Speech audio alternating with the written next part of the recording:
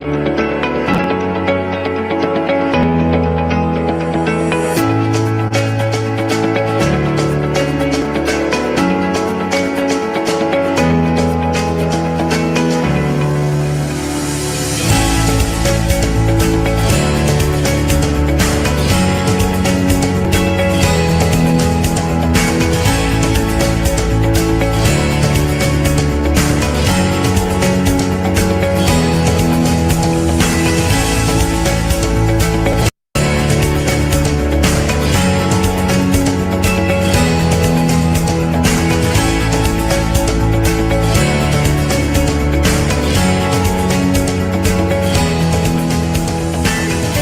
name is Almas. So I'm here to do a campus drive. I'm coming from a company called Dotline. I deal with HR and operations, and unexpectedly I got a call from Ashwin sir. So he was saying about XLR solutions and the way he approached us, saying that the candidates will be trained as per our requirements. So digital marketing was the immediate requirement. We have gone through the interview process. It was quite excited to see good number of talent pools in XLR. We could shortlist couple of them, and we have given some placements as well, even both for the full-time as well as internship. So overall our experience with XLR is nice, and we look forward for a long-term relationship with XLR and the excited team. Thank you.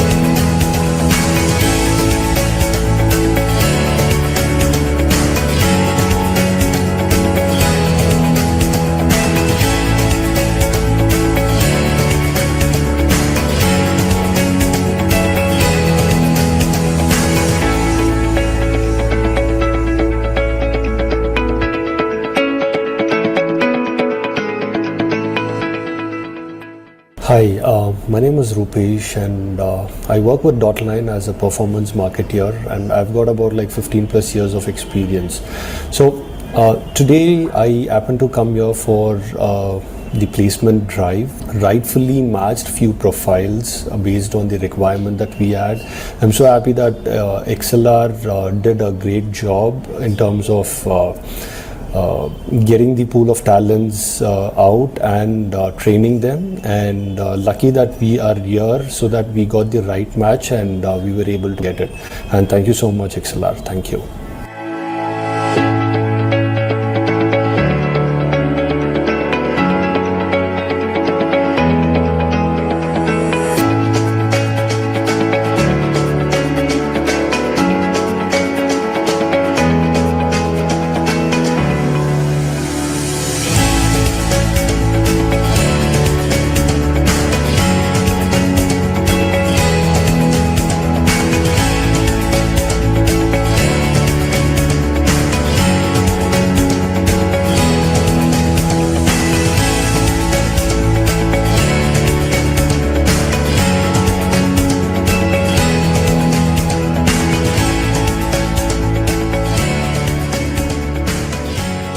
So hello guys, myself Mohammad Tarheeb. I am a graduate from aviation background, and then I thought of doing my course in digital marketing. So then XLR was the best opportunity for me. I took out digital marketing from them, and then I enhanced my skills in digital marketing. They offered me a campus drive in a company called Dotline. They gave us 3 days of good session for student development program, wherein they gave us a good opportunity of learning whatever the skills is required for the interview, for us to enhance our skills and then perform well in interview.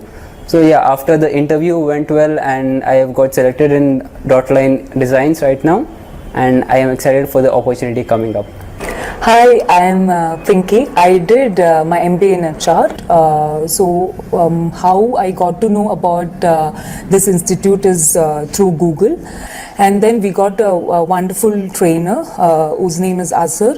He used to give theoretical ideas, and for this interview, we had a prior 3-day session for just brushing up all the requirements needed to attend the interview, which is again a wonderful thing from XLR team. So I had a good experience in attending the interview session for Dotline company. Thank you.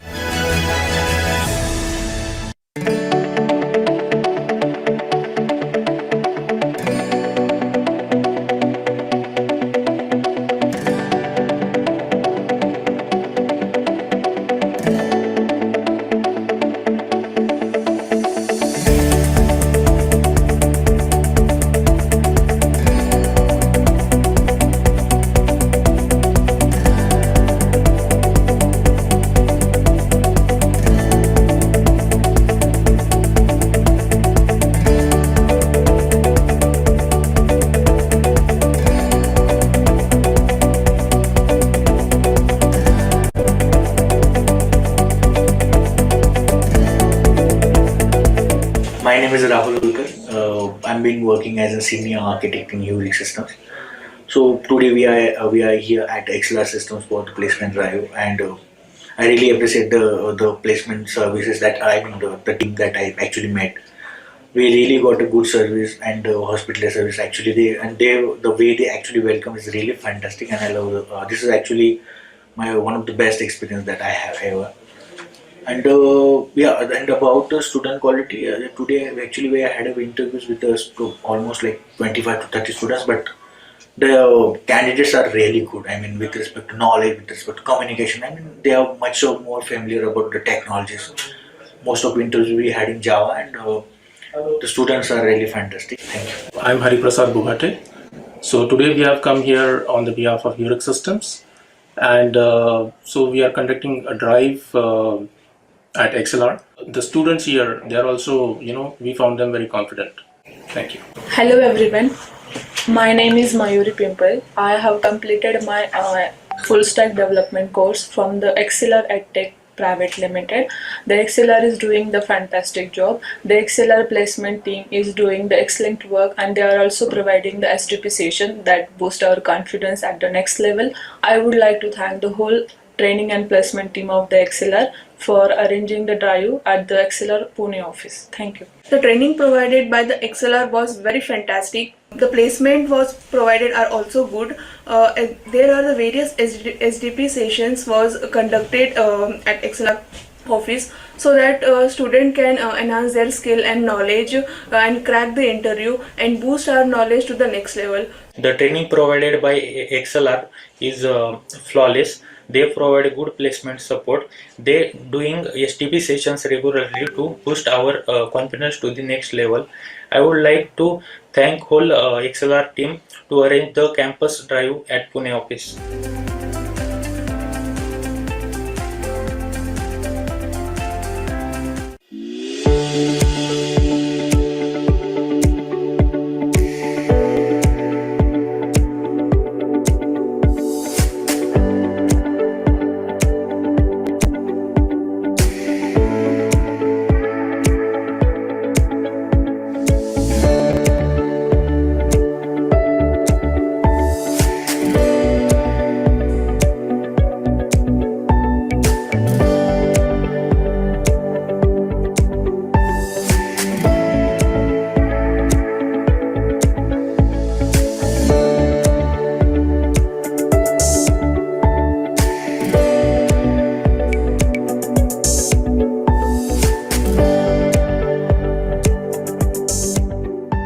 Hi, myself Sudhakar.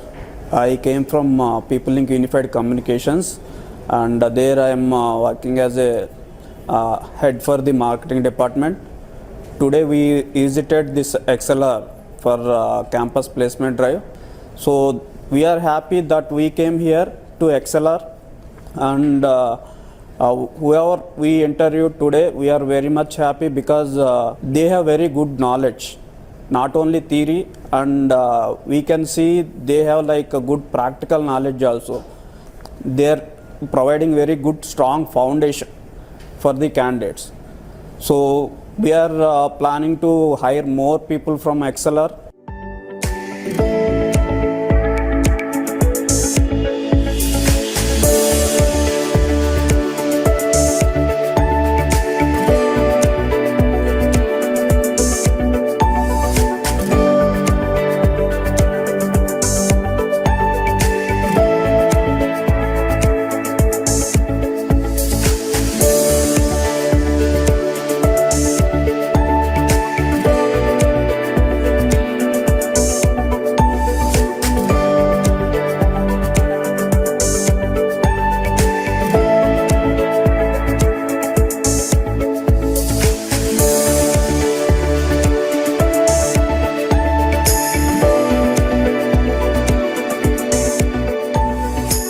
Hi, myself Mohammad Khalib, and I'm from PeopleLink. Like I'm a digital marketer of the PeopleLink.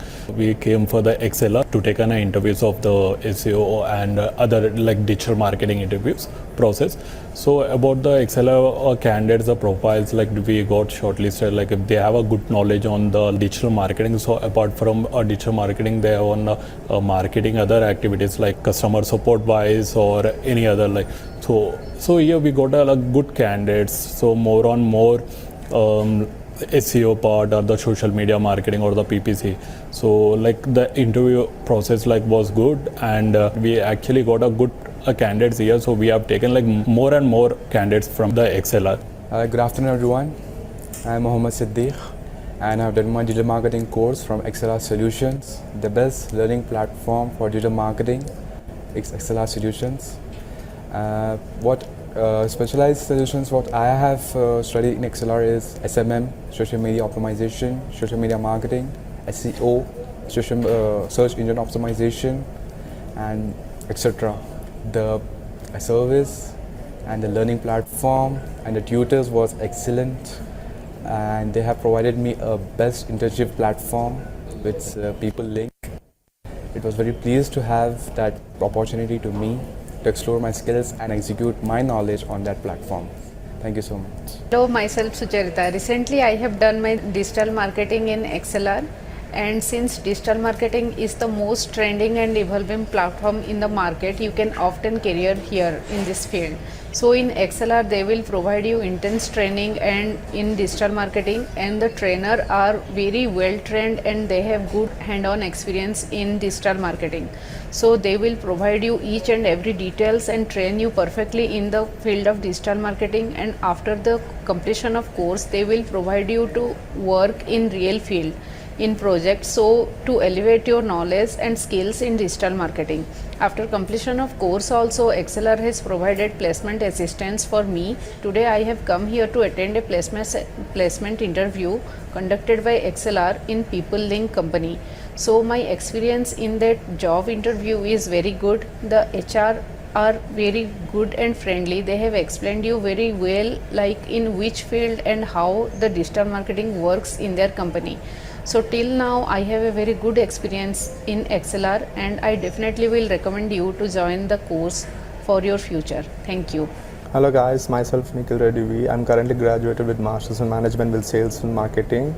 I'm currently done with my interview and I've done my digital marketing course with XLR. I found the course online in Google in top ranking in search, and based on the curriculum and everything, and the professors and everyone are quite excellent in the XLR faculty team. And my professor was Mr. Uday, and Uday was a Google certified and Google trained professor. He teaches me digital marketing, and during the classes he was an excellent professor. He used to clarify every doubts, and if I had any doubts post the class period, he used to personally take care in teachers and clarify the doubts. Today I'm here with PeopleLink people interviewing for them, and my interview went well good, hoping for the good. Thank you, XLR. Hi, myself Rohan. I have completed my degree, and after completing my degree I decided to do digital marketing, and through internet I have got this XLR Solutions which has number of ratings, so I decided to join. So after completing I even did projects, live projects. They helped me in each and everything. After doing that they even placed me in interviews, and today I attended People Link company. Thank you, XLR.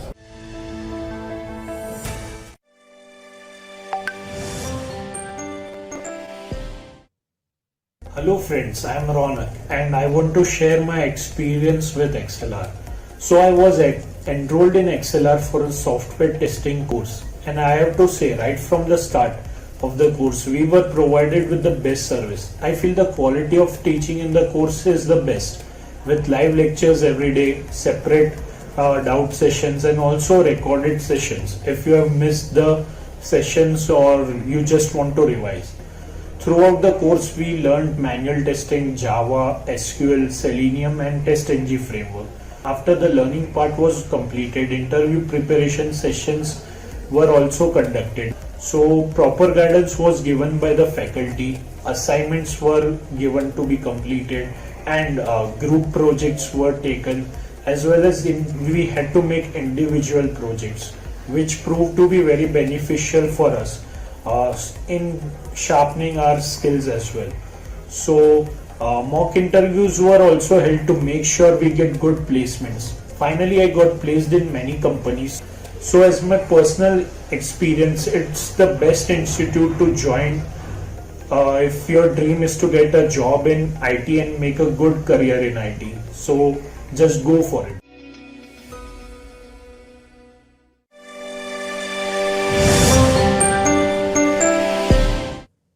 Hi, I'm Sai Akhil and I'm working as a process consultant and data analyst in Siemens Technologies Private Limited. After joining XLR on my first day to the classroom, so I went there. I was really nervous because I'm entirely new to data science, and data science is like an ocean. So I felt like how would it be, how would the faculty teach me and everything. The faculty was really good.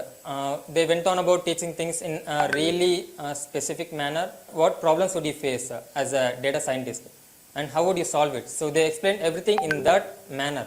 The business knowledge which XLR imparts on a student, so that's something which is really valuable.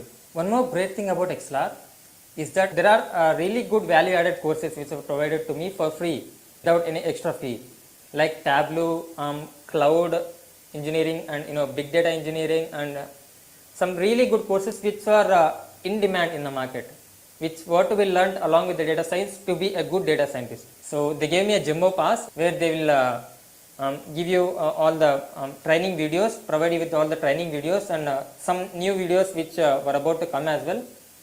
So those videos I used to refer whenever I get stuck in work. It is like the bond that never ends for us and XLR. So that's a really great thing. I would definitely, without a doubt, I would say that XLR would be the best institute.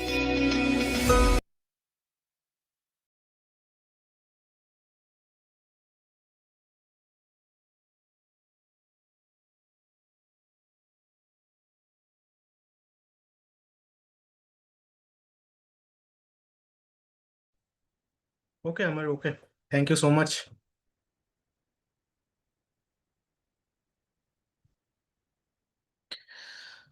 Uh, Good evening to all of you. I hope you guys are doing very well. So let's start our session. Yesterday, actually, we have discussed more on motor technology and what are the types of motors actually we are using. So we have discussed on that. Now, today actually we will focus on the battery technology. So we need nearly 2 to 3 sessions to analyze this battery technology, because we can say, see, motor, generators, power electronics, yes, in your curriculum basically means obviously you may have that knowledge, right? But battery technology is very new to us, right? And I means I know that in your curriculum there is no means this type of topics are not covered, right? Battery technology. So let me share my screen and starts with the battery technology first.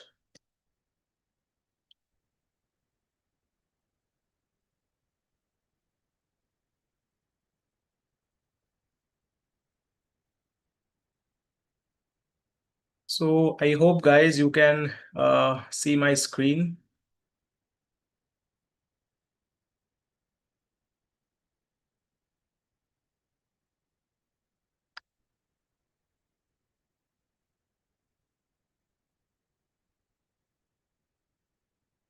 Is my screen is visible? I hope yes. Okay, so basically we can say means battery technology is the heart of EV, right? So yesterday also I got means many questions on battery technology. Why this is catching fire? Why means we are not using lead acid in EVs? So you will get all your answers, not today, but yes, after the completing the battery technology, you will get all of your answers, right? So first of all, primarily we should start with the battery technology, not the lithium ion technology. I am talking about a battery technology because lithium ion is very new, but there are multiple other chemistries are there. So in battery pack, obviously, whenever actually we are supposed to start with the cell manufacturing, our uh, main component is cell, obviously. So in a battery pack, obviously it is starts with cells. After that, there are other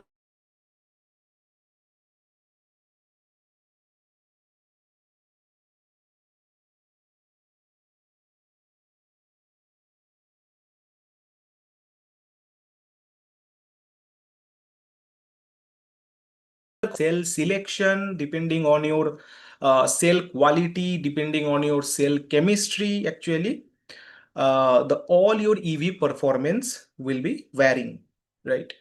So it is very crucial to select a cell, right? So basically, on the screen, you can see that this is a basic structure of a battery.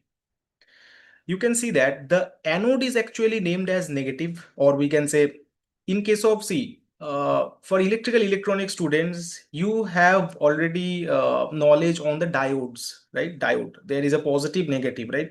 In case of diode, anode is positive and cathode is negative, right? In case of diode. But in case of battery pack, it actually reversed. We are actually named anode as a negative and cathode as a positive. And on the block diagram itself, you can see that there are mainly three components. One is anode, one is cathode, one is electrolyte. And in between this anode and cathode, actually we are using a separator to separate the anode and cathode. So obviously, otherwise it will be short circuited. Now we can say there are four components. So these four components you have to keep in mind. One is anode, one is cathode, one is the separator, and another one is a electrolyte. So now in case of anode, which is named as negative electrode. So on that case, we are using graphite, zinc, lead. So I have taken three examples. For lithium ion technology, we are using graphite as a negative electrode. For alkaline batteries, we are using zinc. For lead acid batteries, we are using lead as a anode material. Same as for cathode material, whenever actually we are supposed to use lead acid battery pack, on that case, lead dioxide will be our cathode material. Same for lithium ion, there are multiple cathode materials are there because in a lithium ion chemistry, there are multiple types of other chemistries are available in the lithium ion technology. I don't know you may have heard or not, that is it is very common to battery industry or EV industry, that is NMC, LFP, like lithium ferrophosphate, nickel manganese cobalt, right? So these type of chemistries are basically widely used, right? And basically it named because of the cathode material only, because all the time we are using graphite as a anode material in all the cases. In every chemistries, means I am talking about inside the lithium ion, we are just changing the cathode material every time. It may be nickel manganese cobalt, it may be lithium ferrophosphate, right? It may be other chemistries. So basically, why actually we are using electrolytes? Electrolytes also depend on your chemistry, right? Electrolyte is basically used for ion transfer. See, obviously there is a chemical reaction happens, right? Chemical energy is converted into a electrical energy. Now you have to move. I am talking about for lithium ion. The lithium should move through the electrolyte, means with the help of electrolyte, we can say with the help of electrolyte, it passes through the separator. But through the separator, electron cannot move. Please be noted, electron cannot move through the separator. So obviously, whenever we are connecting an external circuit, or we can say external load, the electron is flows through the external load, right? So our EV motor, means traction motors, is supposed to work as a load, right? So this is a overall structure of a battery pack. Now the difference between these types of chemistries, right? The only difference is the cathode materials, anode materials. Obviously, we have four components. We can do research on four components, right? We can do hit and trial or four components only, right? So obviously, let's start with the types of batteries. Now, if we know that whenever we are using, suppose to be we are using a remote cells, remote control cells that are not rechargeable, right? So after use, we have to throw it in the garbage, right? So we have to use another new cells. So that are the primary batteries, or we can say primary cells. Please be noted, whenever actually we are using one cells, so that is named as a cells, not a battery. Suppose we are using multiple cells, then we can say this is a battery, right? I hope yeah, you can understand. So in the primary batteries, there are alkaline batteries which widely used, we are using in the market. Now there is some lithium primary batteries are also available in the market, but that are not so much popular, right? Because lithium we know because of rechargeable only. So that is why in primary batteries, alkaline batteries are more we can say used, right? And in case of secondary batteries, which we can say rechargeable batteries, in these rechargeable batteries, we are multiple types of chemistries. Now we know about lead acid. And lead acid are widely popular, right? Lead acid and lithium ion, these two are widely popular. But beside these two topology or two chemistries, there are nickel cadmium battery, nickel metal hydride battery, NiMH also popular. Means in 1997, when actually Toyota Prius launched, on that time also they used NiMH battery, right? And some new trends are coming on sodium ion battery. See, lithium ion is pretty expensive, right? You know about this, that normal lead acid batteries, if we compare with lead acid batteries with lithium ion batteries obviously so much expensive.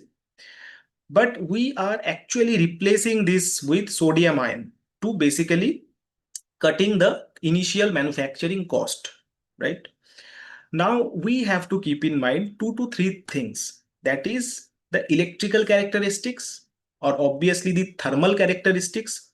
Means what is the thermal characteristics? Suppose whenever actually we are using phones, right? Mobile phones. So, okay, I just have a question for you guys, and I will give you just 1 minute time. In our phone, means we can say how many cells actually we are using in our mobile phones. And do you guys can guess what is the chemistry? Means obviously we know that it is lithium ion, but in lithium ion technology, what is the chemistry actually we are using? I just give you 60 seconds. Please just answer it.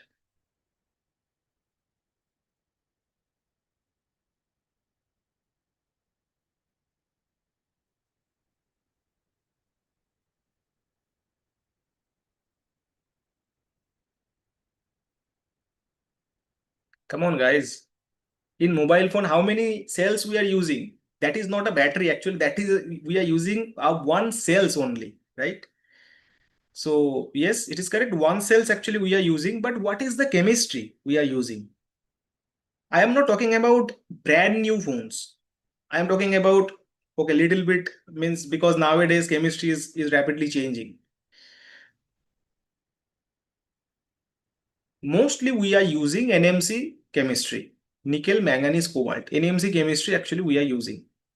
Now there is a point behind this. Why actually we are using NMC chemistry? So obviously when we will get into deeper in this battery technology, obviously we will get your answer why we are using this chemistry.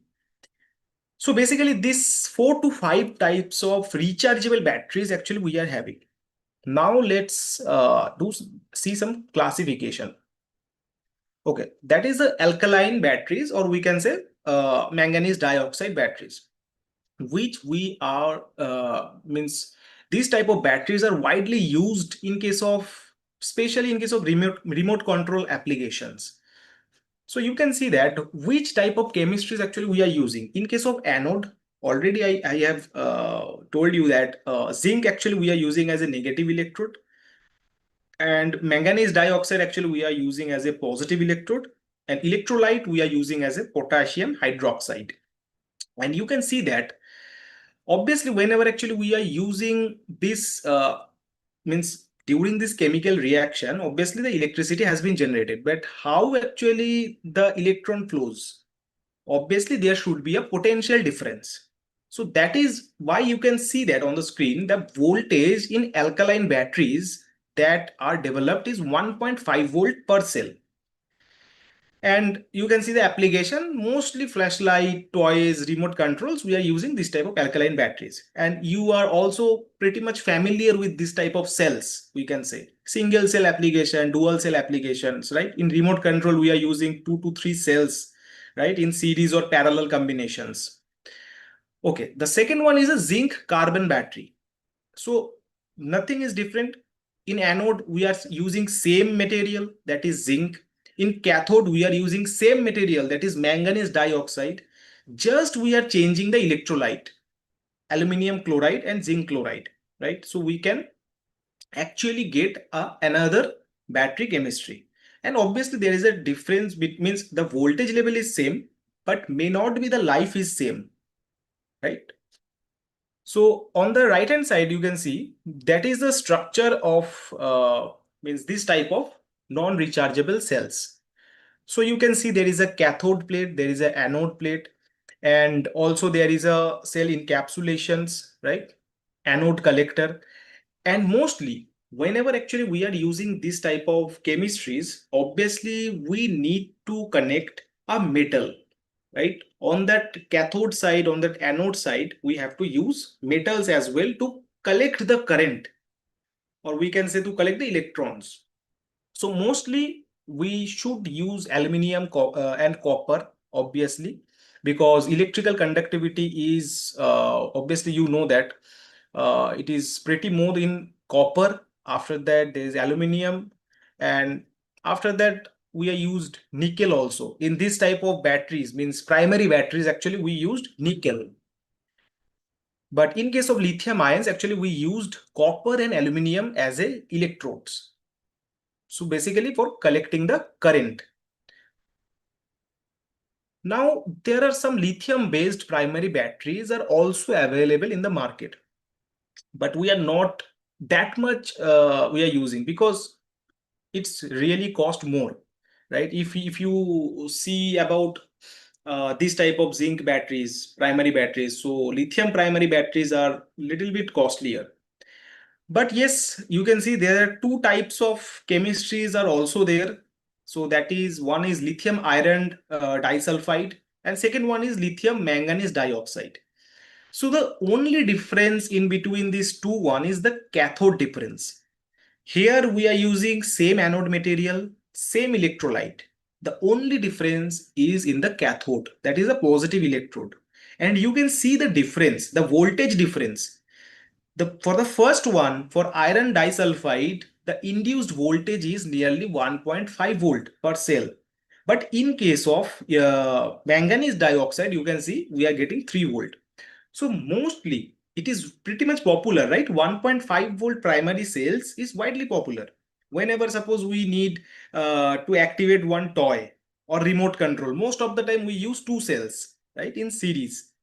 I think you are familiar with remotes, right? TV remotes, AC remotes, right? So most of the time we use two cells in series and each cells of 1.5 volt. So obviously our overall architecture will work on 3 volt system. Mostly whatever the remote control we are using, mostly they are working on a 3 volt system.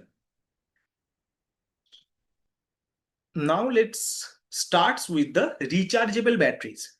Obviously we will start with lead acid batteries because it is so much popular, lead acid batteries, and it starts with, see, we can you guys please give some application, means where actually lead acid we are using? You know that for EV we are not using lead acid batteries, but in which applications actually we are using lead acid batteries?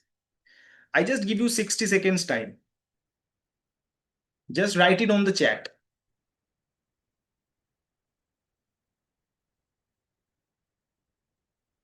Means which type of applications basically we are using lead acid batteries?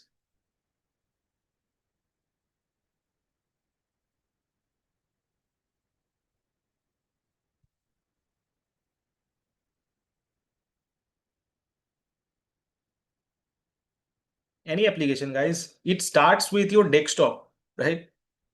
Mostly for backup purposes, we use lead acid battery packs. It is widely popular in basically inverter domain.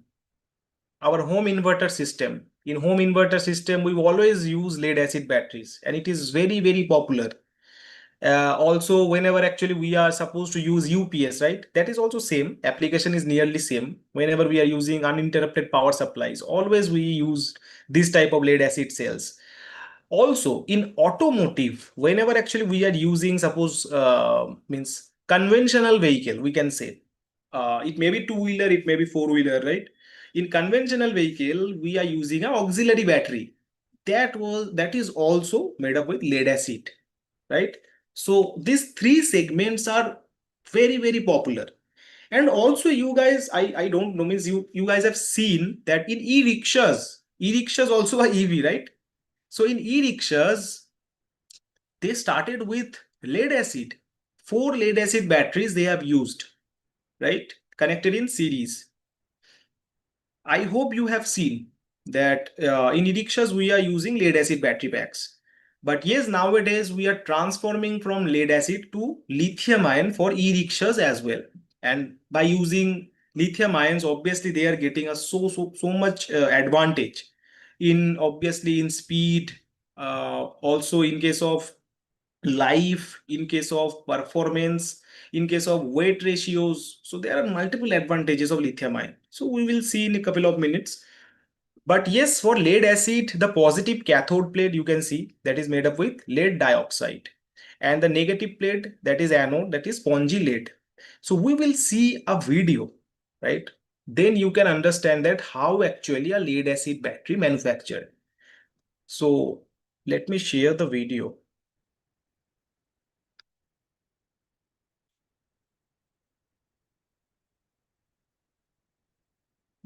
Just a second, guys.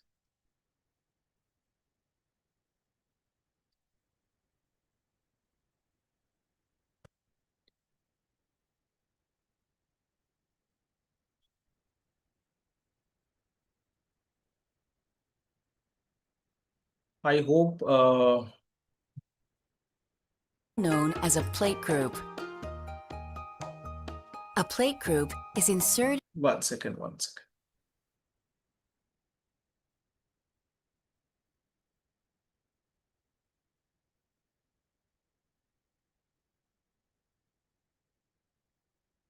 So let's watch this video to understand how actually a lead acid battery actually manufactured.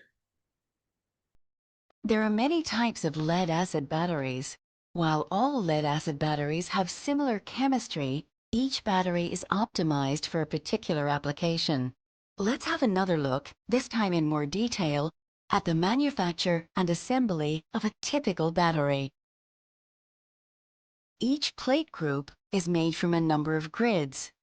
The grids are stamped or molded from lead. As pure lead lacks the durability to withstand the rigors of automotive applications, various elements are added to the lead to improve its characteristics. For example, calcium can improve durability, silver can improve conductivity. A paste of active material is applied to the grids. This is now called a plate. The active material on each plate is where the chemical reaction occurs. Once the battery has received its formation, the active material will consist of sponge lead for the negative plates and lead dioxide for the positive. Traditional batteries use a porous membrane called an envelope separator to separate the positive and negative plates. An AGM battery uses a glass mat to separate the plates. The plates are connected together by casting a solid lead attachment strap, the cast-on strap. This assembly is now known as a plate group. A plate group is inserted into each of the 6 chambers of the battery case. The plate groups are then connected by spot welding the cast-on straps together in series to form a 12-volt battery. The lid is... So basically we actually used 6 plate groups and each group of having 2 volt. So 6 groups actually connected in series. So that is why we are getting 12 volt. We can see that always we are getting a nominal voltage of nearly 12 volt.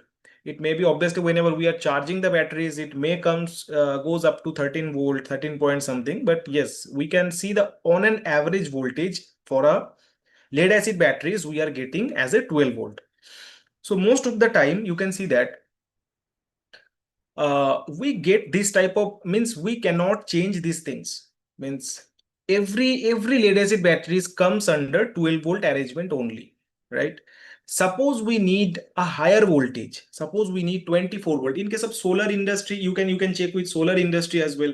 Whenever actually they are using this type of means lead acid batteries, suppose the system voltage is 24 volt, obviously they use 2 batteries connected in series.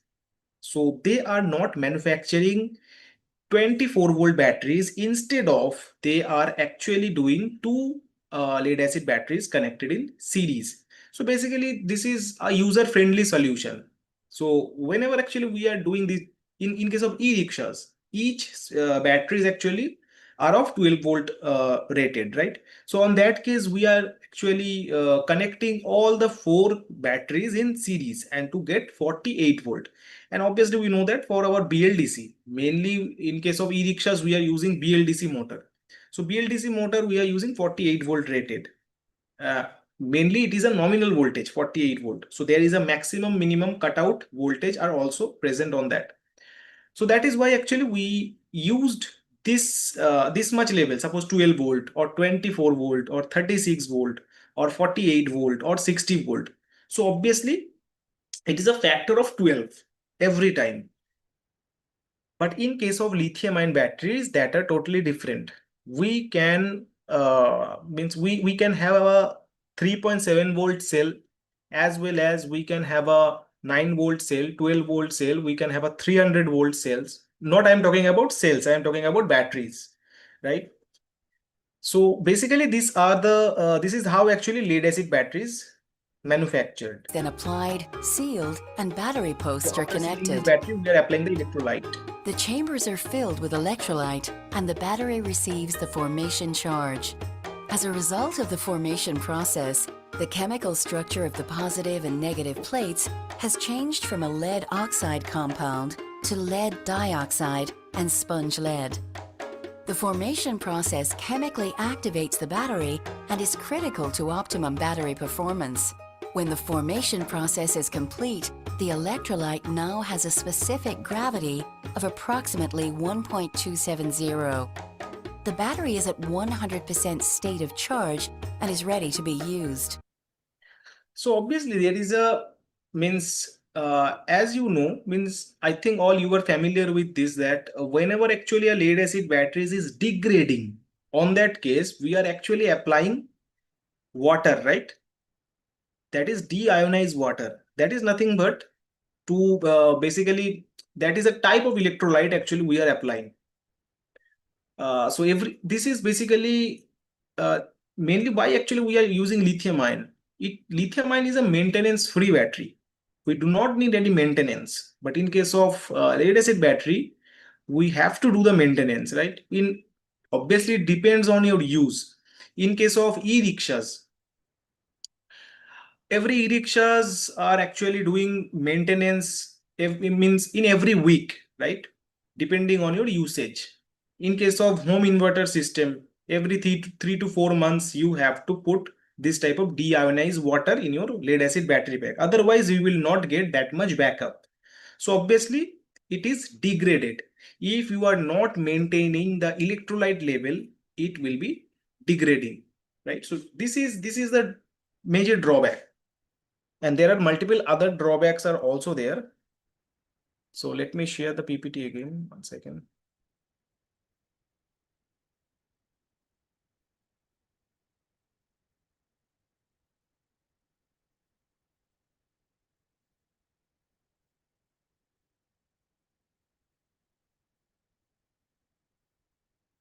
Okay, so electrolyte, obviously H2SO4 solutions we are using, but yes, H2SO4 we are not applying directly to the battery pack, right? During maintenance, we are just using a deionized water, because water is vaporized whenever actually we are doing multiple charging discharging cycles.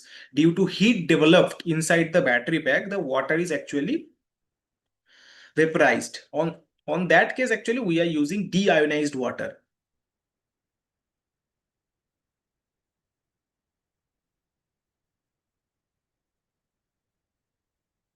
Okay, that is nothing but a chemical reaction, guys. I will share this obviously PPT with you guys. I am not going deeper into this type of chemical reactions. Already I have told you that which chemistries actually we are using in cathode, in anode, and what are the electrolyte structure, right? These 3 points are very important, as well as the separator also. Now let's come to the point of NiMH battery and NiCd battery. So obviously you have seen that we are means we have used at the initial state, means if I am talking about the initial development in EVs. So on that time actually we have started with NiMH, nickel metal hydride. So what is the difference between these two chemistry? You can see the main difference is in the anode material only. All the other parts are same. The cathode material is same, that is nickel oxyhydroxide. Electrolyte are same, potassium hydroxide, and the separator are also same. Only difference in the anode material.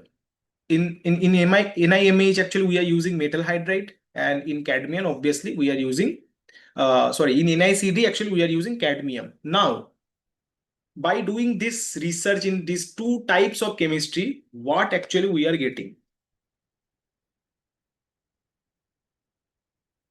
Now, so on the left hand side, you can see that the features, capacity. Now, what is the capacity of a cell? How actually we can understand a capacity? Is capacity always turns or we are rated this type of battery pack are rated as a capacity. In our mobile phones also we have seen that 4000 mAh, 5000 mAh, that is milliampere hour, right? And obviously there is a nominal voltage is rated. As you know guys, the voltage is not constant throughout the charging or discharging cycle in any kind of battery you can take. It may be lead acid it's more stable obviously, from nearly 13.5 to 11, right? Nearly 11 to 13.5, 14, it is actually depends on your charging and discharging state. But whenever actually suppose we need to charge or discharge a battery, so obviously we are always means refer this mAh rating. So whenever suppose we are using a 4000 mAh, Now, how actually we are calculating the backup? Obviously, our backup should be in hours, right? In case of battery, why actually we are using batteries? Obviously, to get a backup. In case of EVs, that are different. In case of EVs, actually, we are denoting is as a range, right? But our main purpose to manufacture a battery is for backup, right? So that is why most of the time you have seen that it is actually featured as a capacity. Now, how capacity matter? Suppose there is a, you can see that for a NICD battery, just take 1500 mAh. We are using a 1500 mAh battery. So how many hours can it, we can say, can it be done? Suppose it depends on the current rating actually. Suppose our current rating is 1500 milliampere. Then the charge long last for 1 hour. Suppose the current is 3000 milliampere. The charge will long last for half an hour, right? So obviously that is named as C rating. So we will more discuss on C rating on some upcoming slides. But for your information, already you guys know that we are actually featured lithium ion battery in capacity, basically milliampere hour, or for higher rated batteries, we are actually featured it as a ampere hour. Suppose 348 volt, that much ampere hour. 12 volt, most of the time whenever we are using a home inverter system, on that system we are using 150 ampere hour batteries, 150 ampere hour, 180 ampere hour, and 200 ampere hour. So obviously that are bulk battery, right? That are bulkier. So that is why we featured it as a, or we rated it as a in ampere hour. But in case of mobile phones, we means rate this as in milliampere hour, right? So the main difference in between NICD and NIMH, you can see that the difference in between the capacity. So obviously NIMH battery will long last, but you can see that the self discharge rate, if you, so this is a rechargeable type of battery pack. Suppose you are not recharging this type of battery packs, on that case you can see that the percentage self discharge rate for NIMH as well as for NICD. So NIMH having a higher self discharge rate than NICD. And if you are seeing for toxicity, obviously in NICD the cadmium is a toxic compound, and in case of NIMH, obviously there is a no toxicity. So that is why actually NIMH are widely used in the previous era, whenever actually we are developing the EVs, right? On that initial state, actually we have used NIMH. And also we have used this type of cells because of its higher capacity. Now you can see that the charging speed, NICD battery is faster and NIMH is slower, 2 to 4 hours minimum. If you see the lifespan, obviously NICD have a longer lifespan. Now if you see the weight, obviously NICD have a very less capacity, and also means the energy density is lower. So that is why actually the NICD battery is heavier and the NIMH battery is lighter. So this is the main difference between NIMH and NICD. Now let's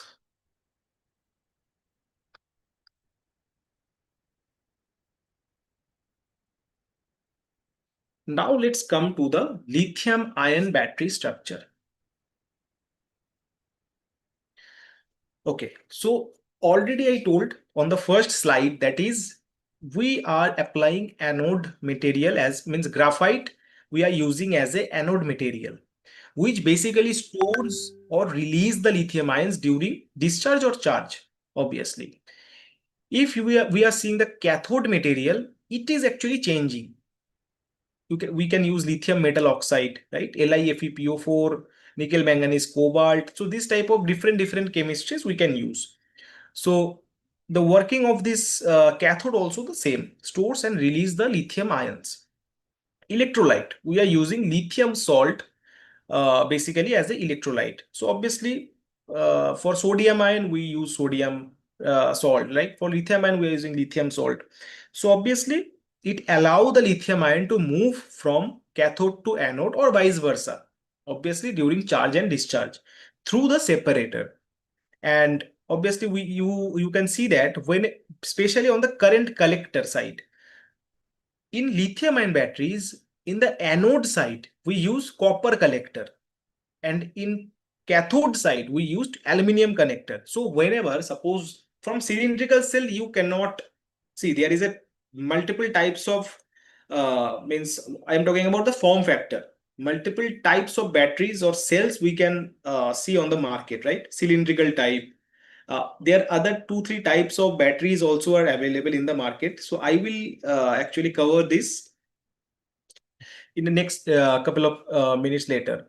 So what are the form factors actually we are using in the market? But for your information, anode side we are using copper, cathode side we are using aluminum. Now actually I want to share one more video, that how actually lithium ion, means how actually lithium ion cells moves from anode to cathode, and how electron flows through the outer side.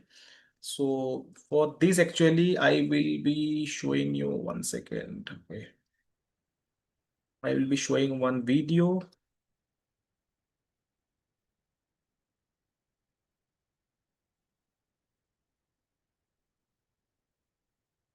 A portable power supply has become the lifeline of the modern technological world. Definitely the perfect choice. Tesla's lithium-ion battery works on an interesting concept.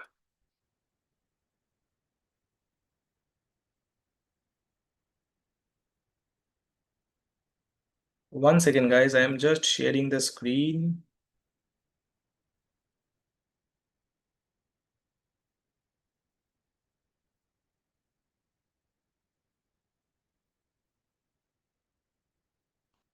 Okay, I hope, yes, you can see my screen. So how actually lithium ion, means during research, how actually we are came to this point that lithium can be a good source of energy. So the main point is started with its initial voltage, that is 3.0 volt. Let's watch this video. You can get a pictorial format, that how actually ions moves from anode to cathode, how electron moves through the outer surface, right? How lithium ion trapped into anode. So let's watch this. Volta took 2. So that is why, guys, you are seeing that lithium ion battery is catching fire, EV battery catching fire. So that is the main reason. It is very much reactive material. An electron. However, lithium as a part of metal oxide is much more stable than this state. If you can provide 2 different paths for the electron and lithium-ion flow between the lithium ends when you connect a power source across this arrangement. The positive side of the power source will obviously attract and remove electrons from the lithium atoms of the metal oxide. These electrons flow through the external circuit as they cannot flow through the electrolyte and reach the graphite layer. In the meantime, the positively charged lithium ions will be attracted towards the negative terminal and will flow through the electrolyte. Lithium ions also reach the graphite layer space and get trapped there. Once all the lithium atoms reach the graphite sheet, the cell is fully charged. Thus, we have achieved the first objective, which is the lithium ions and electrons detached from the metal oxide. As we discussed, this is an unstable state, as if being perched on top of a hill. As soon as the power source is removed and a load is connected, the lithium ions want to go back to their. So that is, means whenever actually we are charging a battery, so it is actually the lithium ion moves from cathode to anode, right? And whenever we are discharging the battery, it moves from anode side to cathode side. Stable state as a part of the metal oxide. Due to this tendency, the lithium ions move through the electrolyte and electrons via the load, just like sliding down a hill. Thus, we get an electrical current through the load. Please note that the graphite does not have a role in the chemical reaction of the lithium-ion cells. Graphite is just a storage medium for lithium ions. Sorry. If the internal temperature of the cell rises due to some abnormal condition. So that is how actually the explosion happens in lithium ion batteries mostly. Okay, now let me share the screen again, one second.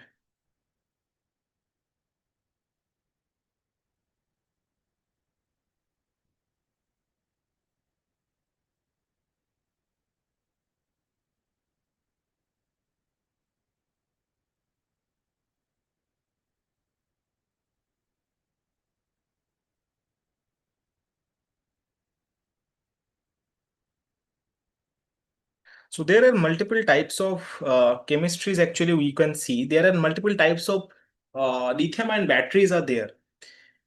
So LCO, LFP, NMC, NCA. NCA basically Tesla is using NCA. What are the nickel, manganese, cobalt we are using? So they used nickel, cobalt, and aluminum oxide, right? So basically they have very high energy density and a good lifespan. So as you know, Tesla already have manufactured cells, right? Lithium ion cells. And actually they have started with a new form factor cells, right? 4680. So I will tell you that what is this 4680, how actually we are calculating these things.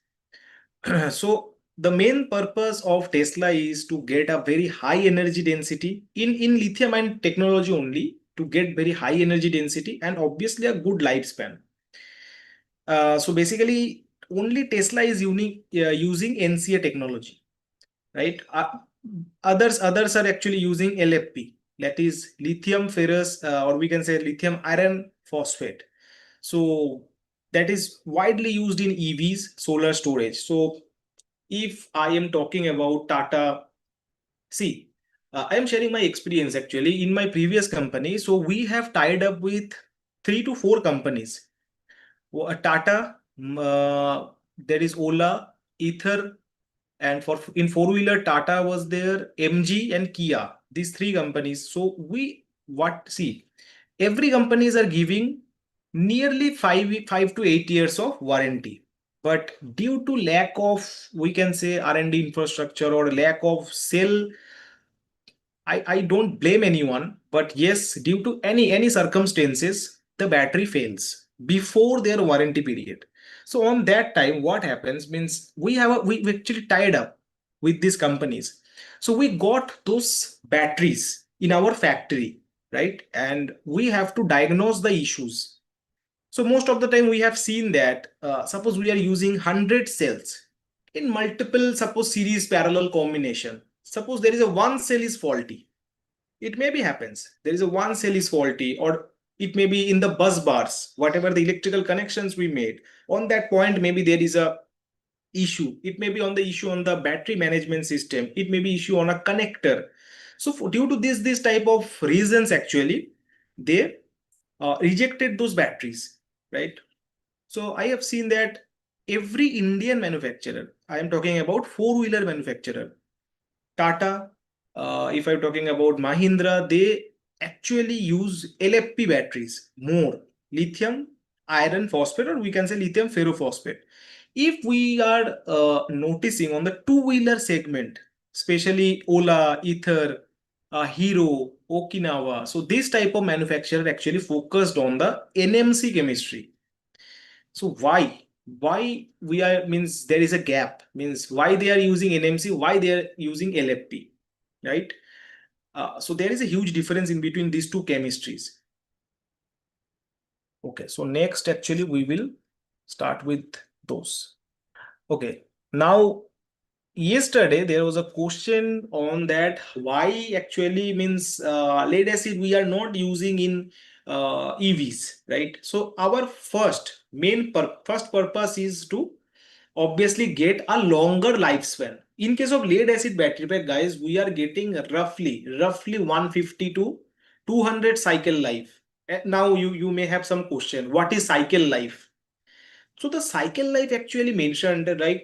Suppose you are charging your battery from 0% to 100%. After that, you are discharging your battery from 100% to 0%. So it actually counts as one cycle. Okay, now suppose you are supposed to be not charging your battery full. Suppose maybe from 0% to 50%. And then again you discharge your battery from 50% to 0%. So obviously it will not count as a one cycle. It will obviously count as a half cycle, right? It may be it may be done, suppose there is a 30% charge in your battery and you are charging your battery pack up to 90%, and suppose you are discharging your battery up to 50%, then again charge. So it will not count as a one cycle. It will count as a half cycle, 0.4 cycle. So I am talking about one full cycle. That means full charge, full discharge. If you are testing your batteries like this way, so lead acid batteries will give you roughly 150 to 200 cycle life, not more than that. And if you are maintaining your batteries properly, right, in every time actually you supposed to fill your lead acid batteries with distilled or deionized water. So on that case, you will get that much cycle. But in case of lithium ion, means NMC is giving lowest cycle life. NMC, that is nickel, manganese, cobalt. Whatever the chemistries actually we are using in mobile phones, that is NMC chemistry, nickel, manganese, cobalt. So NMC chemistry is giving roughly, I am talking about from a very good cell, will give you 1000 cycles maximum, right? That is why in mobile phones also you can see that after 2 years, 3 years, most of the population, they charge their phone obviously on a daily basis, right? So suppose if there is a 1000 cycles, so obviously it roughly 3 years if you are charging your battery, mobile batteries daily on a daily basis, right? And you can observe this thing that after 1 year, after 2 year, after 3 year, your backup is actually degrading, right? That is also another point why a lithium ion battery is degrading. So 1000 life cycles, that doesn't mean that after 1000 life cycle, the battery will be dead, right? It doesn't mean. After 1000 cycle, its actual capacity will be decreasing, right? So I hope you can get this point, that how actually we are supposed to give the cycle life, right? We are giving actually warranty, right? In terms of years, 1 year, 2 year, 3 year. But actually in the background, whenever actually you are a designer, you are a battery pack designer, on that case, you have to keep in mind the cycle life. Suppose you are using an NMC cell in a EV, and suppose a person, they recharge their battery pack on daily basis. So obviously, suppose we are using NMC cells in a we are using 1000 cycle life cells. So obviously, it will after 3 years it will be degrading. So, but in case of LFP, that is lithium ferrophosphate or lithium iron phosphate, the cycle life is nearly 3000, means 3 times more than NMC cells. So that is why Tata, Mahindra, most of these type of companies actually giving 8 years of warranty in their battery pack, because they knows that they are using a long lasting, means obviously the cycle life is more. But there is another drawback. We will discuss it later. But for now, the lead acid battery pack, you can see that the lifespan is 5 times more than lead acid. Means the lithium has a lifespan of 5 times more than lead acid. If you see for the charging and discharging capability, obviously lithium ion actually having 3 to 5 times more charging discharging capability rather than lead acid. See, in case of EV, we need rapid discharge, right? Suppose we need a rapid acceleration. So there will be a rapid discharge. Yesterday also we have seen a graph, right? Power means whatever the speed versus power graph. So on that graph also you have seen that whenever we need a rapid acceleration, there is a rapid means decrement in the battery energy, right? So obviously huge current is we are extracting from the batteries. So if we use lead acid batteries, it is not possible. So that is why actually lithium has an advantage on this matter. Now, self discharge rate. If we see the lead acid batteries, suppose we charge a lead acid batteries and we charge a lithium ion batteries, and we just store it for suppose lifetime, right? So you can observe that after 1 month, if you do not charge these two types of battery, after 1 month, your lead acid battery will be discharged fully. The self discharge rate is very, very high. In case of lithium ion, the self discharge rate is very less. So it will take roughly 5 to 6 months to discharge. And the efficiency, that is a huge factor.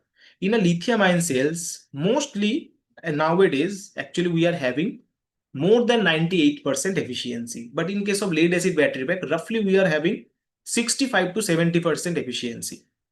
So there is a huge difference. Suppose we are giving a 1 kilowatt hour battery, means lead acid battery. So that means you can use only 700 watt hour or 650 watt hour, right? But in case of lithium ion, suppose we are giving a 1 kilowatt hour battery. So on that case, obviously we can use nearly 1 kilowatt hour because 99% efficient it is. Obviously, the fourth point already I have discussed many times that lithium is maintenance free. And obviously, you know that lead acid is not. Lithium is 40 to 50% lighter than lead acid. That means this is the means main point we can say. Obviously, life longer, charging, discharging late longer. In e-rickshaw guys actually used lead acid batteries in the earlier stages. But they have seen that 4 batteries they have connected in series and they would roughly weigh around 200 kgs, 200 to 250 kgs. Whenever they are replacing those lead acid batteries with lithium ion, there is a one small lithium ion battery and roughly weight around 70 kgs. Means I hope 3 times lighter, right?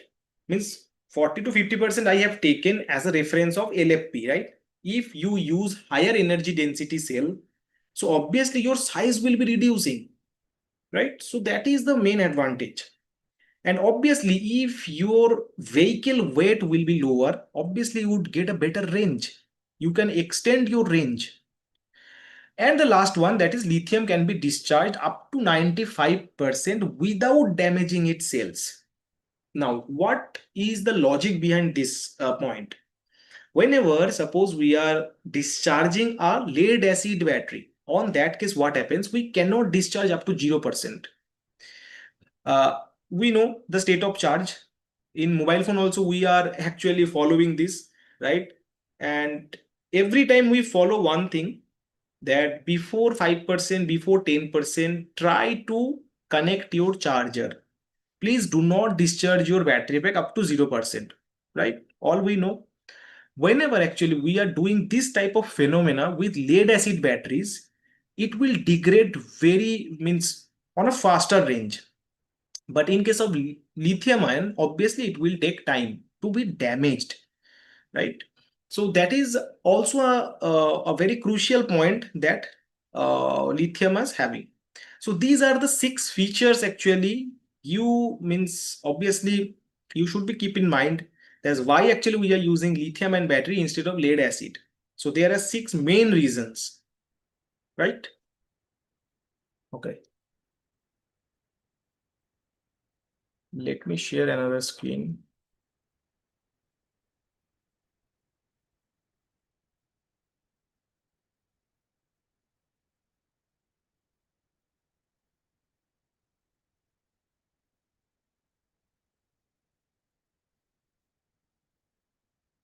Okay, there is a question that is sodium. We can use sodium ion batteries. Guys, actually, sodium ion batteries, we are doing research on that, but the energy density is very less. In sodium ion batteries, whatever the research is going on, according to the lab reports, actually, yes, it is pretty low in cost, but it is, we can say it has an advantage above lead acid, but it doesn't have the advantage above lithium ion, right? So that is why we are actually not using sodium ion in EVs. We may use in some other applications, but we are not actually using in case of EVs, because in case of EVs actually we require high energy density cells, because we have to actually decrease the weight of a EV, then only we can get a higher range.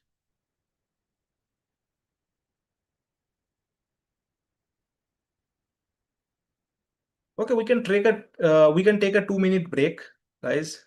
Let me share the screen once again. You can take a 2 to 3 minutes break.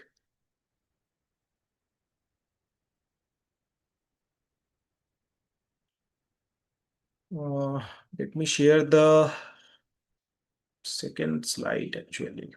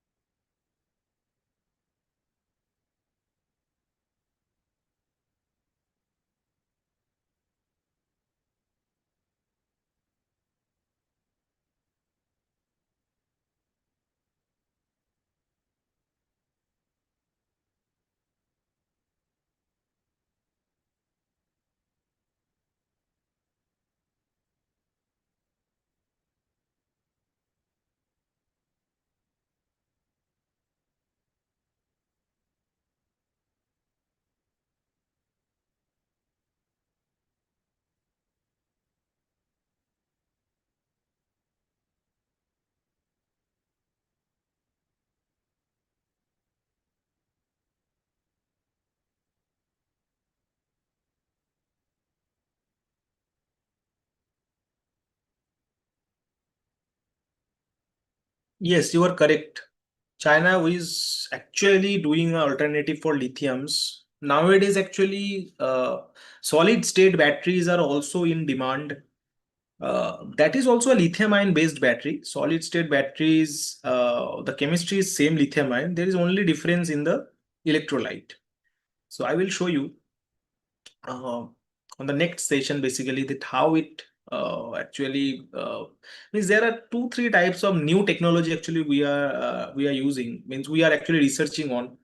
There is one more technology that is aluminum air battery, so that is also highlighting nowadays aluminum batteries, but that are not rechargeable batteries, means aluminum batteries are not rechargeable, so that can be used as a primary battery. But to be very frank, guys, I have actually seen this means transition, right?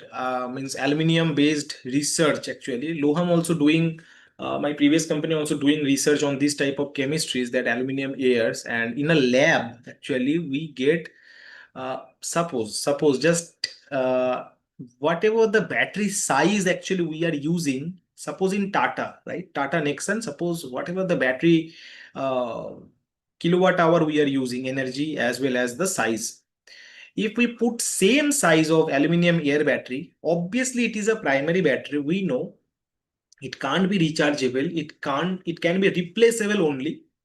It can give you 10 times more uh, means range. Suppose in a battery we are giving 500-kilometer range, so if we use aluminum air battery, it can give you more than 10 times range, means supposed to be 5000, 6000-kilometer range with that single battery. But because it is not rechargeable, so that is why we are not adapting those technology. But yes, we can adapt those aluminum air if there is a battery replaceable techniques. In the fuel pump, what we are doing, we are refueling, right? So we can, means obviously, swap the battery in, especially in metro cities. I don't know you have heard or not, in metro cities, e-rickshaws, and there are multiple other small scooter brands also using this type of swappable technique, right? Swappable charging station. So just you have to give your battery and obviously pay and swap the charge battery. So upcoming future trend will be on swappable one, because means we don't have that much time to charge in a charging station, guys. Half an hour is also important, right? So that is why this swappable technique is actually gaining the popularity. So I think it will actually change the overall charging infrastructure. In upcoming near future, you will see that how actually it will change the overall infrastructure, the swappable technique.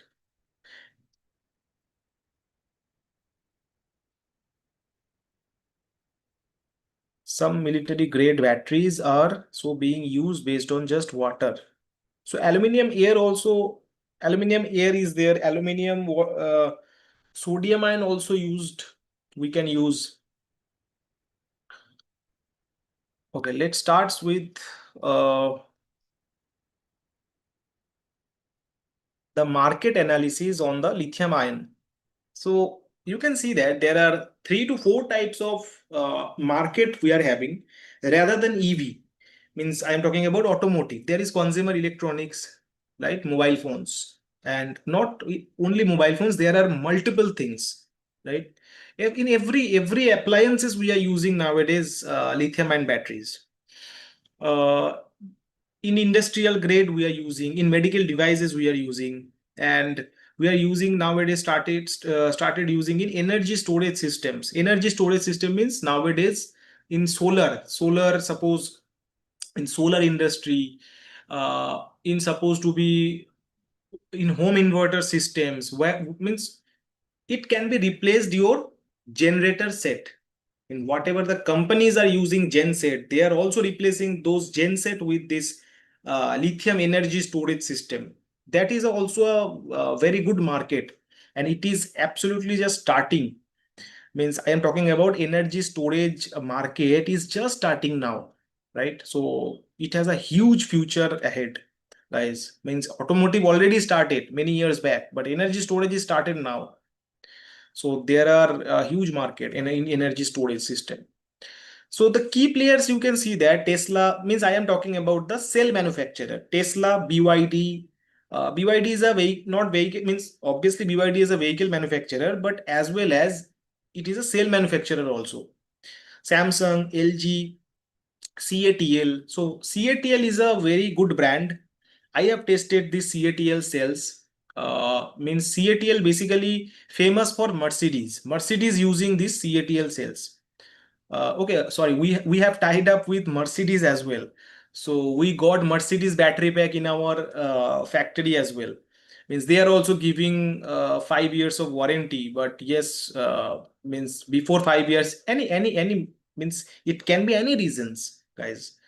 But yes, those batteries also out of I mean in the warranty period itself, it has damaged. So there is a lot of batteries we have seen. Panasonic is one of the key players in this cell market. Especially, I'm talking about cell manufacturing market. Now, already we have discussed about LFP chemistry and NMC chemistry. Now, what is the difference in between these two chemistry?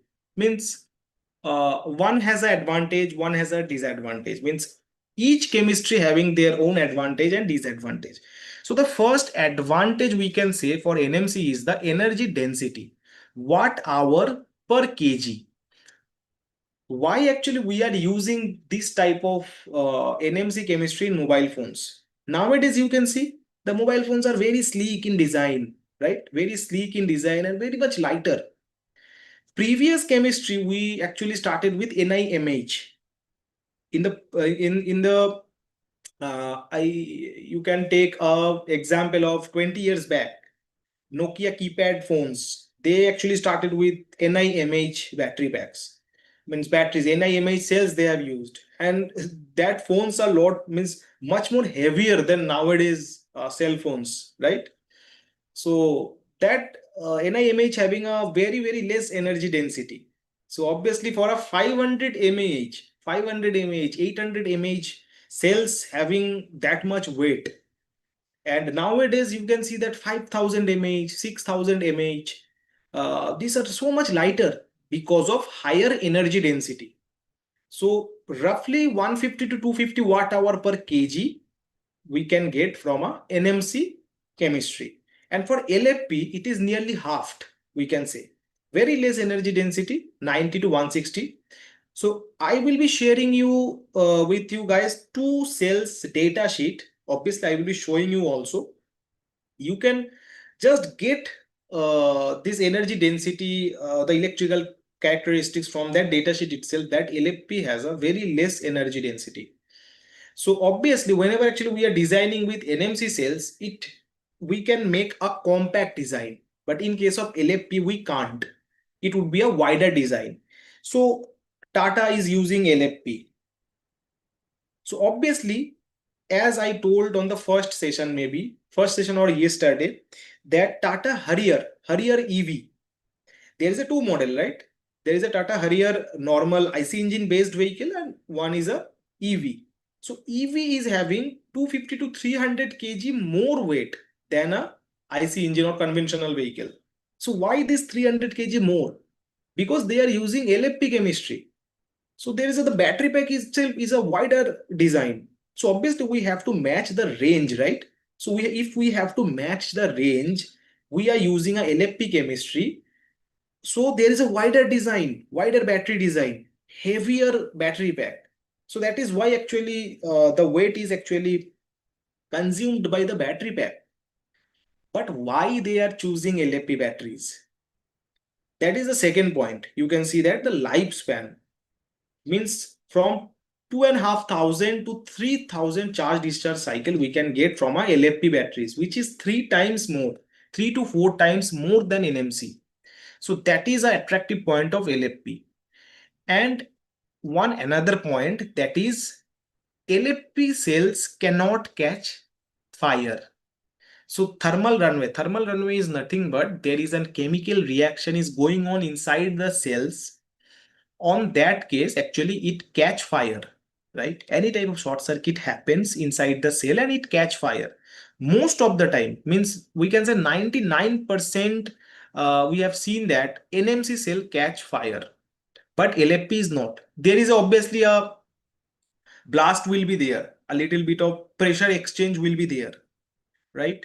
There is a obviously a gas eject from the cells, you may observe, but there is no fire cases in the LFP cells. But in case of NMC, whenever there will be a short circuit or maybe any critical conditions happens which may lead to thermal runaway, so it can catch fire on that means faulty cells. So that is a very means that is a disadvantage of NMC cell. So that is why actually all the Indian manufacturer actually choosing LFP cells.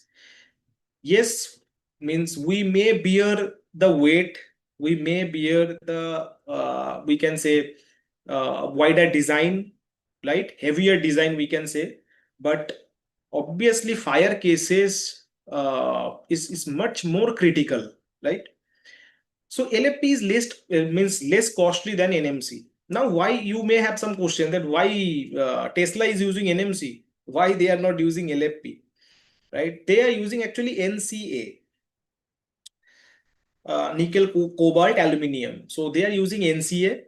But yes, guys, whenever actually we are designing EVs, four-wheelers, we have to carefully design the thermal management.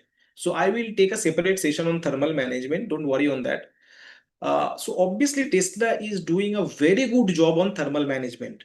So that is why obviously they can use. But yes, you can search it on Google also. Means Tesla also catch fire many times, right? So that is the huge difference between the NMC and LFP cells. Yes, NMC has one more advantage. You can see that the voltage. NMC having 3.7 volt nominal. Nominal means average voltage, we can say. Because whenever we are charging, the voltage will be increasing. Whenever we are discharging, the voltage will be decreasing. But if you see the nominal voltage, every time, whenever actually we are, you can see a cell phone battery, you can see that is 3.7 volt written, right? So that is a NMC battery. So from that instant, you can easily means named it as it is a NMC cell by knowing only the voltage. So 3.7 volt for NMC, 3.2 volt for LFP, right? So that is the advantage of NMC. Suppose we have to make a 12 volt battery, right? 12 volt or 13 volt battery. So we can use 3 NMC cell, right? But we have to use 4 LFP cell for that. So one extra cells we have to use.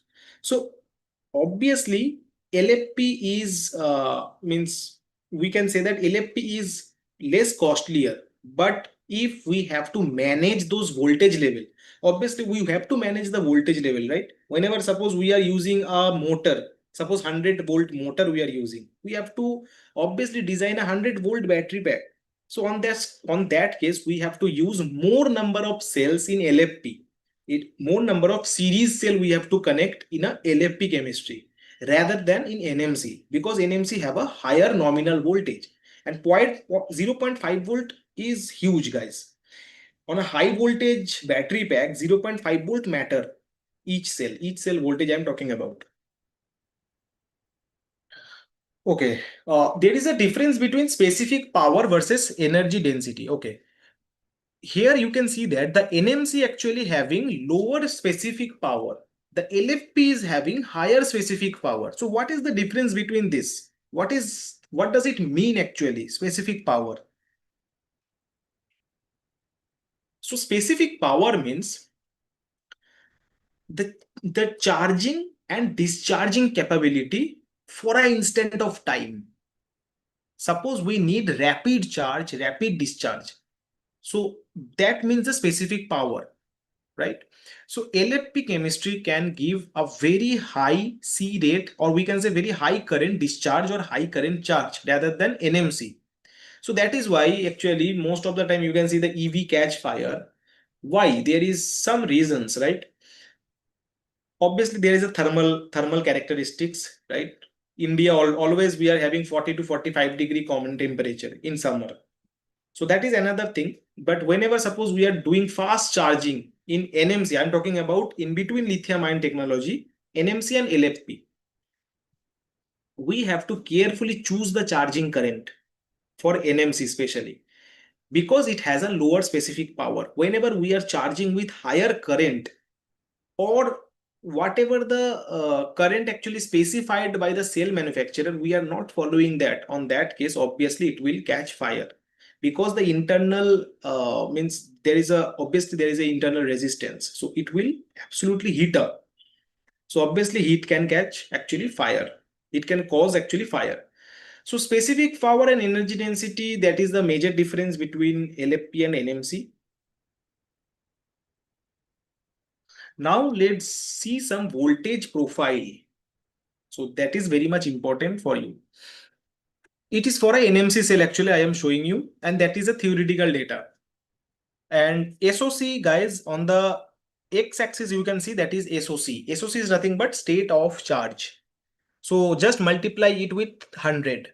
0 means 0%, 0.1 means 10%, and followed by 1 means 100%, right? So whenever we see, you can see there is a discharge and charge, two different datas. So in every cells, obviously we are using copper and aluminium, right? On the first slide, actually, I have told you that in anode and cathode, we used copper, right? Copper and aluminium. So these metals having some resistance, right?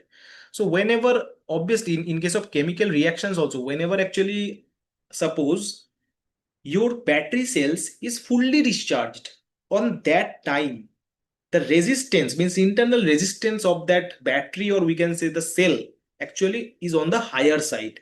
Whenever the battery or a cell is fully charged, the internal resistance is on the lower side. So from in the previous video, whatever the video actually I have shared with you, on that cell you have seen that whenever actually we are charging, right, the ball is actually moving on the mountain, right? Mountain type. So that is unbalanced state. He told that that is unbalanced state whenever this is 100% charged. So that is why actually it is not, means it is a pressure for a battery. Whenever suppose we are doing some 100% charged battery, so that is an abnormal state. So always lithium ions actually want to discharge, right? This is a lithium property actually. So whenever actually we are starting with charging, you can see, guys, it starts with 3.3, 3.2 volt. This is a charging graph. Suppose the battery pack state of charge is 0% and we just connect the charger. On that immediate point, it's starting from 3.2 volt, right? But yes, 3.2 volt actually see, whenever there is a internal resistance and suppose there is a current flowing through that resistance, obviously there should be a drop, right? IR, obviously we know that this is a very basic concept, V equal to IR.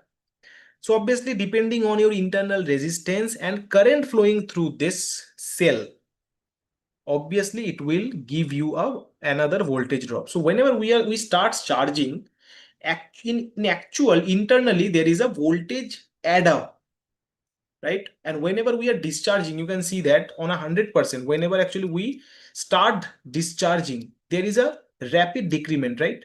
A little decrement here from 100%. After that, it is linear, you can see, right? One second. So you can see that overall, in an overall range, if we see the voltage characteristics with state of charge, you can see there is a 4.2 volt maximum, 4.2 to 4.25 volt maximum charging, and maximum discharging that would be around 2.75. It depends on manufacturer to manufacturer. I will be showing you a data sheet. So from that actually it will be clarified that what is a full charge voltage, what is a full discharge voltage. So depending on that voltage, actually you have to design the battery management system, because obviously if you are not using a battery management system, you can't protect those cells from overcharge, from over discharge. So that is why actually battery management system needed.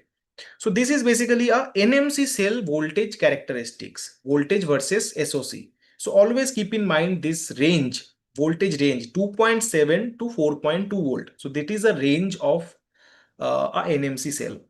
And mostly actually we are taking 3.7 volt as a nominal. You can see that after 3.3 volt, it is actually linearly increasing. At 3.7 volt, the SOC percentage would be nearly around 30 to 35%. Most of the time, 30 to 35% means it is 3.7 volt. So suppose you are having a multimeter and you are having a lithium ion cell, NMC cell, and you supposed to check the voltage. The voltage is supposed to be 3.75 volt. Then you can predict the state of charge. Okay, that means 35% charge would be there. Suppose you are taking a 4.1 volt or 4 volt. Okay, that means it would be 80 to 85% charged. So without a SOC meter or state of charge meter, from the voltage itself, you can predict nearly how much charge it is from the NMC chemistry.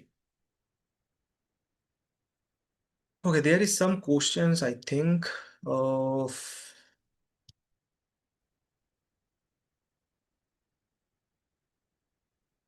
Instead of changing batteries, why can't we import its cycle? Okay, there is a very good question. Why actually we are not importing those cycles? I will show you, not today, but tomorrow. There is a lithium degradation curve, how a lithium battery degrade and what are the points. So there are 5 to 6 points are there, due to which actually we have to replace those batteries, right? Obviously there is an anode material, there is a cathode material, there is an electrolyte material. So obviously we cannot exchange the material, right?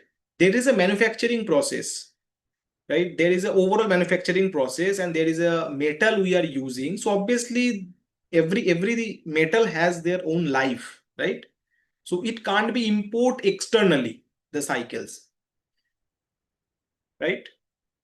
So I will be showing you how actually lithium trapped into the graphite layer. So we are doing rapidly charging, rapidly discharging, and after 1000 cycles, 2000 cycles, 3000 cycles, how lithium is trapped to the graphite layer, right? So we are, you have seen the video, right? So from in the video itself, we have seen that the lithium ion is moving from cathode to anode, right? Same from anode to cathode. So obviously during this means flow of electrons, flow of lithium get trapped. So I will be showing you. Don't worry on that. One more question. Can we make battery charging system like make safe technology like iPhone? See guys, battery charging system is already safe. Suppose we are having a 4.2 volt battery.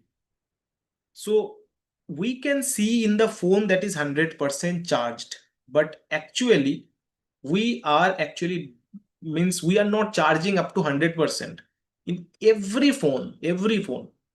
It doesn't mean that it should be iPhone, but in every phone actually we have seen those 90 means 100%, but that is not absolutely 100%. It is programmed as a 100%. But if you see a cell data, right? So on that case, obviously you can observe that it would be roughly 95%.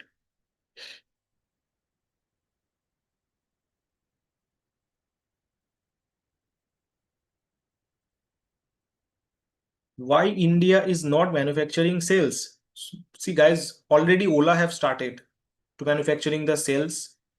I think Reliance also starting. But yes, obviously the infrastructure guys. Obviously we need lithium, right? Lithium, obviously we need it. We need that much R&D setup also. But yes, nowadays I think many companies are actually on proof of concept space, POC stage, and also they are doing some R&D activities on this. Soon India will manufacture cells, guys.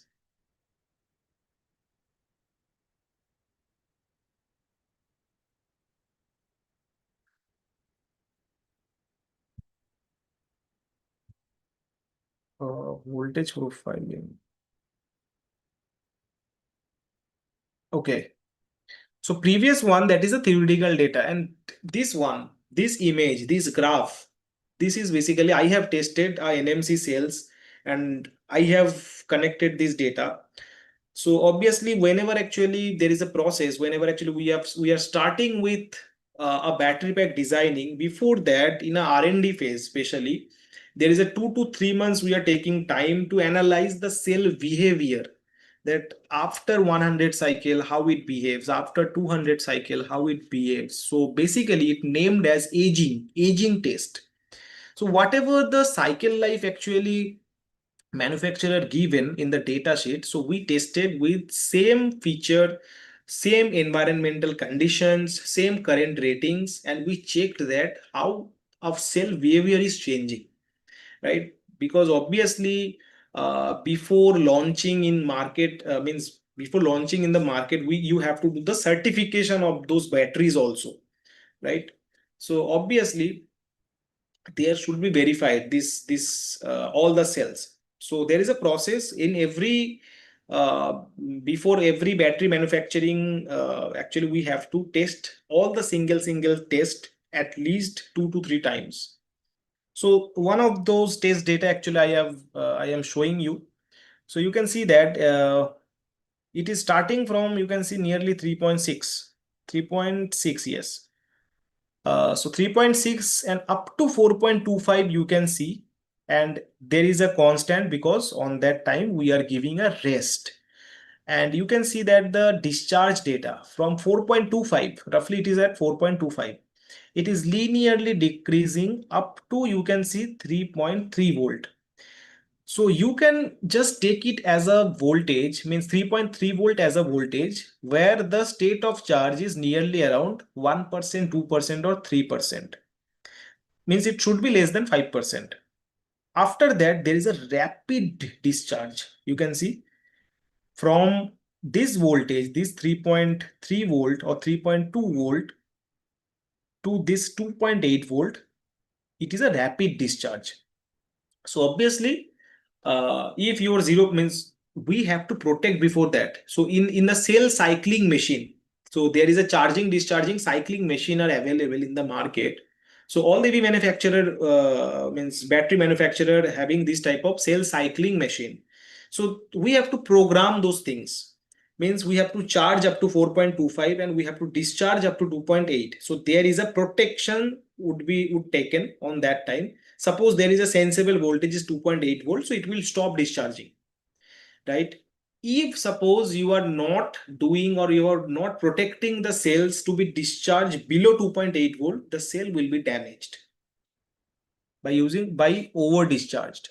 So that is a rough idea of NMC cells voltage characteristics. This is basically a practical profiling actually I am sharing with you. That is a voltage profile of a LFP cells. NMC cells having a linear characteristics, but LFP cells, means linear means I am talking about uh, SOC versus OCV or voltage curve. But in case of LFP cells, you can see that it is starting from 3.4, right? This is a discharging graph from 0% to 100% discharged. So whenever we are starting, it is started from 3.3 volt, 3.3, 3.4 volt. And you can see that from throughout the cycle up to 70%, you can see it is absolutely constant at 3.2 volt, right? So we are giving a nominal voltage 3.2 volt, which is correct, right? It is absolutely at 3.2 volt up to 70% of capacity. After that, it is linearly decreasing. And at a certain point, you can see that at 2 point, I think it is nearly around 3 volt. Below 3 volt, you can see there is a rapid decrement. So roughly it is having nearly 3 to 4% charge available. So after that, there is a rapid decrement. So that is the nature of a LFP cells. So NMC cells is a linear nature and LFP cells is not linear, right? You can't predict the SOC very easily. Suppose in 40% there is also 3.2 volt, in 50% there is also 3.2 volt, right? Or maybe very little millivolt difference. So it is very, very tough to predict using this voltage profiling. Means suppose you are having a LFP cells and you are having a multimeter and you are just checking the voltage as a 3.2 volt, you can't predict the SOC. You can't predict. But in case of NMC cell, you can easily predict the cell volt, means state of charge, means how much charge is available inside the cell from the battery pack voltage. But for LFP, you can't. So then how actually we are using? You may have some question. Then why we are using LFP cells? No, there is a, see guys, BMS is a, means battery management system is a very good thing. Means we can say there is a huge power electronics actually we are using. There is a lot of algorithm actually we are using in battery management system to predict the state of charge, as well as we can predict the state of health also, right? How much your battery can long last depending on your usage, right? So that type of complex algorithm actually we put in the BMS, battery management system. So battery management system will accurately means give you the original data, NMC or LFP data. Now, what is the C rate of a lithium ion battery? So that actually I was discussed on the NICD and NIMH battery pack. Whenever actually I was giving an example of 1500 mAh cells. So basically, what is C rate? C rate is nothing but the charging and discharging rate. See, every battery pack, actually every cells, they have given a C rating. So obviously, we are connecting cells in series, in parallel, in every connection, right? It may be series connection, it may be parallel connection, right? So depending on the parallel connection, whenever actually we are doing parallel connections, on that case, the capacity is increasing. So obviously, how can I predict the current? So whenever actually we are getting the cells, we are getting a single cell data sheet. So after that, we are assemble those cells in series, parallel, and multiple cells are connected, right? So how can we actually predict, or how can we calculate the current rating? Suppose I have a question for you also, guys. Suppose we are using a 5000 mAh lithium ion battery, right? Cells. Suppose that is a mobile phone cells, 5000 milliampere hour, or we can say 5 ampere hour. Suppose in the cell it has written as 1C rating. What does it mean?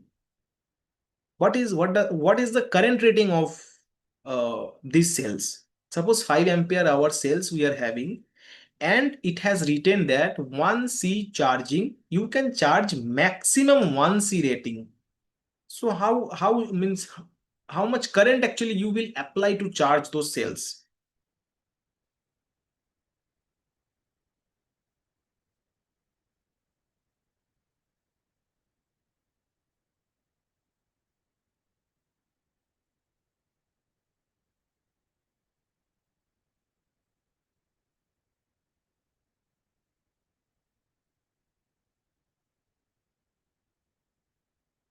Have you got my point? Suppose we are obviously we are having a 5 ampere hour cells, and there is a written as 1C charging. What does it mean? Means 1C means suppose you are charging with 5 ampere. Obviously it will take 1 hour of time. Suppose the cells has there is written as 0.5C. So 0.5C means you can charge your battery pack maximum up to 2.5 ampere, and it will roughly take 2 hours of time. So obviously it is inversely proportional, C rate and hours. So if you are using 2C rating, suppose 5 ampere hour battery pack you are having, and you are having 2C rating of charge, means you can actually apply 2C current. That means 5 into 2, that is 10 ampere of current you can apply. So it will take half an hour to fully charged. Same as for discharging also. So now actually I want to show you a data sheet.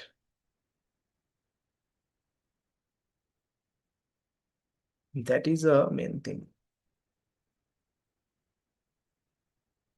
Okay, so I hope you can see my screen, latest screen.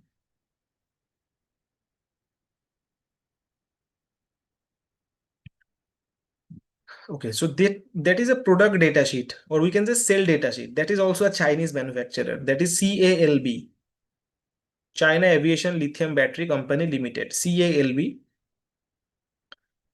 And how actually we have to choose this type of cells whenever actually we are designing a battery pack.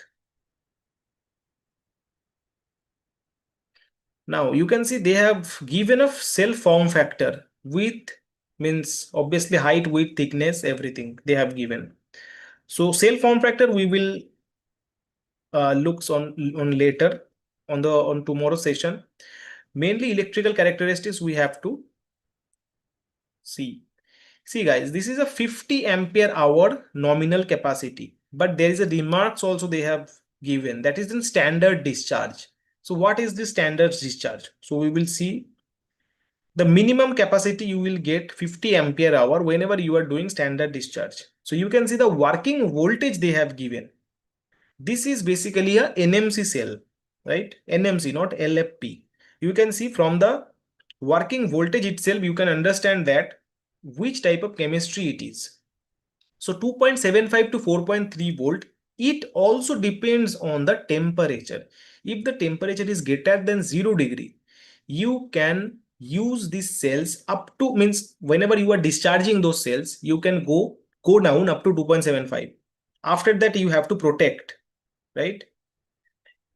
Same as for charging. In case of charging, you can see there is a maximum up to 4.3 volt in any temperature. But in case of discharging, depending on the temperature, the voltage is changing. You can see in every data sheet you would get the internal resistance, that is 0.6 to 0.8 milliohm. So it is very less, obviously. And you can see the remarks at 50% SOC. They have given at 50% SOC 0.6 milliohm is the internal resistance. You can see that guys, charging time they have given 4 hours. Now in the slides actually I have shared one thing, right? 1C, 2C, 0.5C, 0.2C. So suppose they have given 4 hours of standard charging time, then how much C rate would be preferable? You know the ampere hour, 50 ampere hour it is, right? 50 ampere hour, and you have to charge, means that is a standard charge. So that is 4 hours. So how much current you should apply? So obviously 50 by 4, that is nothing but 12.5 ampere. So if you apply 12.5 ampere, then it would take 4 hours of time to charge.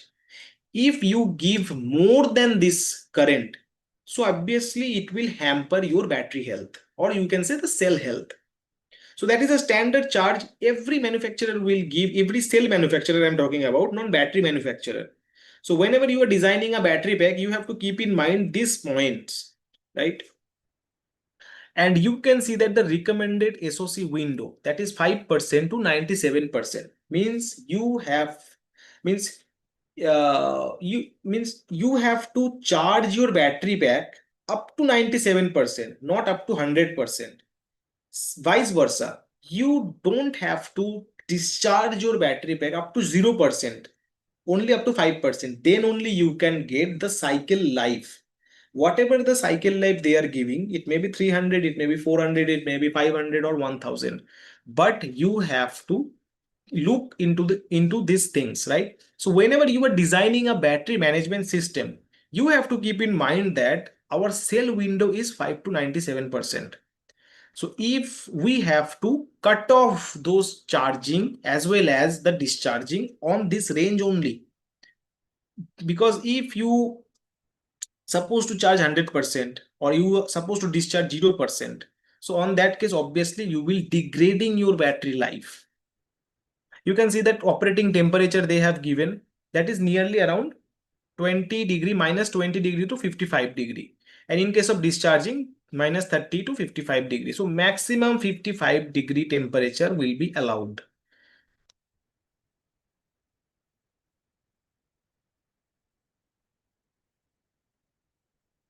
Okay, so that is the maximum charging current. It is a very crucial point whenever actually you are selecting a cells. you can see that the maximum charging current is allowed. Already they have given at minus 20 degree, means below minus 20 degree temperature, charging is not allowed, right? Charging is not allowed. Suppose you are designing a EV, right, which would actually for USA or any European country, it may be where there in a winter there is a temperature on minus 20 degree, right? It may happens. So on that case, you have to use a different kind of thermal management, that is a heat thermal management, to basically warm up your battery first. After that you will start charging, right? So that is the different thing actually. So see guys, this is a huge thing actually. The battery engineering is a huge thing, right? So we talked about EV circuit, motors and things, but battery technology is a huge thing. So obviously you can see that at different temperature, the C rate, means the charging current, is different. They have mentioned 50 ampere hour and they have mentioned C rating. They have not mentioned the current rating. They mentioned the C rating. So 0.5 C, if your temperature is 10 degree to 15 degree, you can apply 25 ampere current into your cell. I am talking about one cell, right? So this type of phenomena actually you have to see. Standard discharging model, you can see that 50 ampere up to 2.75 volt. 50 ampere means 1C. You can observe from this overall conversation, I think you can observe that the charging current is very less than the discharging current, right? Charging they are allowing up to 12.5 ampere, maximum up to 25 ampere. But in case of discharging, they are allowing 50 ampere, means 1C rating. So obviously you can understand that charging is a stress for a lithium ion battery. Whenever, that is why they are actually giving, please don't charge your battery up to 100% because it can be damaged, right? So that is why actually it is catching fire. If you are not programmed your BMS properly, right, and suppose your charger malfunctioned, so obviously it will take fire. So that is why this type of fire cases happens. So very lack of R&D in the development phase, obviously. And that is why actually we are getting so much fire cases in two-wheeler segment, because obviously two-wheeler segment, all are startups, they don't have time, they have to launch the product. But yes, you can see that how actually they are launching their product. So good manufacturer obviously take time, and obviously they will means obviously properly design all those things, and they will launch their product. So there are multiple other things also mentioned. So basically this is a NMC cells data sheet. Now I am showing you one LFP cell datasheet as well. So I hope you can see the screen. This is basically a cylindrical cell. Means the form factor is cylindrical. You can see this is a cylindrical shape cell. So form factor I will talk later, but okay. So you can see that here basically this is a 15 ampere hour cell. And you can see that 15 ampere hour you would get at this temperature condition as well as 0.5 C rating. What does it mean 0.5 C? Already many times I told. So that is 15 ampere hour, 0.5 C. That means maximum allowable charging current. That is 0 means 7.5 ampere. That is charging as well as for discharging. Right? At this temperature condition, please be noted, at this temperature condition, then only you can get 15 ampere hour. Whatever the 5000 milliampere hour, 5000 mAh battery we are using in phones, it also depends on temperature. I think you may have observed that whenever there is a 40-degree environment, on that case, the charging is slowing down, right? I think you may observe that the charging is slowing down whenever the temperature is very high. but in a cold temperature, the charging is done rapidly. Same as for discharging. Whenever there is a suppose 40-degree temperature, on that case, normally your battery is means drain out very fast. But in case of colder temperature, it is not. So that is the difference. That is the difference between the C rating with respect to temperature. Mainly 25 to 30 degree is a means best temperature to charge or discharge a battery pack. So that is why our main motive to design a thermal management to basically means we want to constant the temperature range whenever we are charging and discharging the lithium ion batteries. So obviously for cell phones it can't be possible, right? We have to then do another type of engineering. So you can see the operating voltage range, guys, 2 to 3.6 volt, and the nominal voltage range, as I told, 3.2 volt. For NMC it was 3.7 volt, and you can see that, guys, internal resistance, that is 1 milliohm to 3 milliohm. So you can observe that for NMC it was 0.8, 0.6 to 0.8 milliohm at 50% SOC. But in case of LFP, that is quite higher. Why? Because of, see, it is a maximum. But in case of 30% SOC, they have taken standard deviation of 0.2 of. So at 30% SOC, that is nearly around 1 milliohm to 3 milliohm, you can see the capacity. Whenever the capacity is increasing, the the internal resistance would be decreasing. Obviously, it is same as wire. Suppose we are using a very thicker wire. I'm talking about aluminium wire or copper wire. Obviously, thicker wire having a lowest resistance rather than a thinner, means obviously thinner wire. Thinner wire having a high resistance, a thicker wire having a very less resistance. So same as whenever actually we are using or we are supposed to use a 50 ampere hour or 100 ampere hour cells. So we have to use more copper, more aluminium. So obviously that would decrease the internal resistance.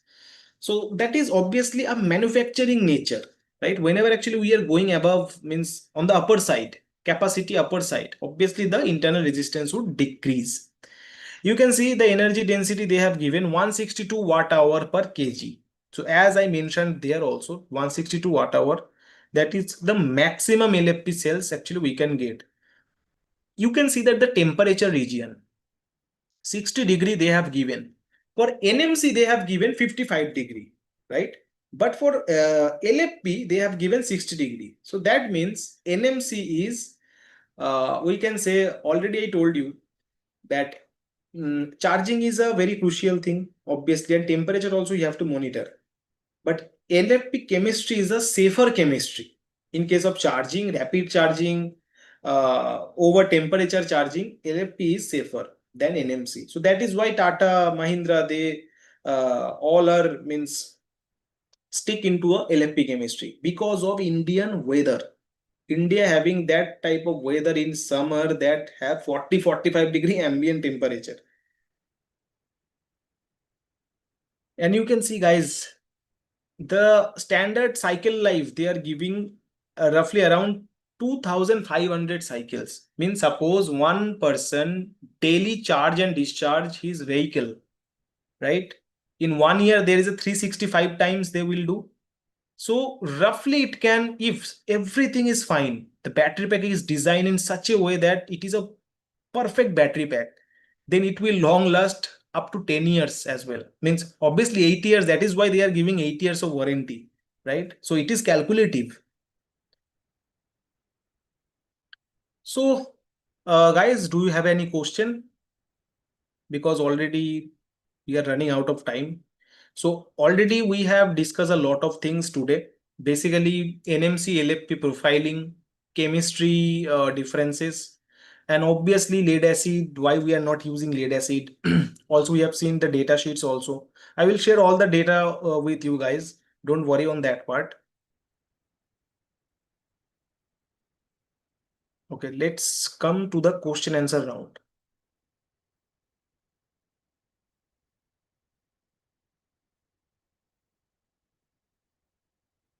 where you can access the material. Okay, Amar will discuss on that, where we can get the material. Okay, there is another question. One second, guys. Which type of battery actually we are using in power banks? Okay, in power banks, basically we are using NMC batteries, NMC cells. Whenever you will just break up a power bank, you will see that mostly four 2500 mAh cells are connecting in parallel. Please be noted, NMC cell we are using 3.7 volt, means 4.2 volt actually maximum charging actually we are getting.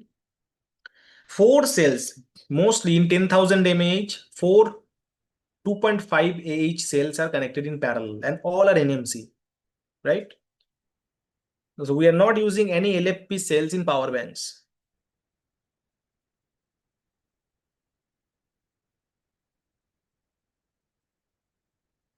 Yes, we can make battery charging system like MakeSafe technology like iPhone. Charging technology is actually depending on power electronics. How actually you are regulating your charging voltage. So that is a different thing. We will talk more into the when we are actually in the charging infra, right?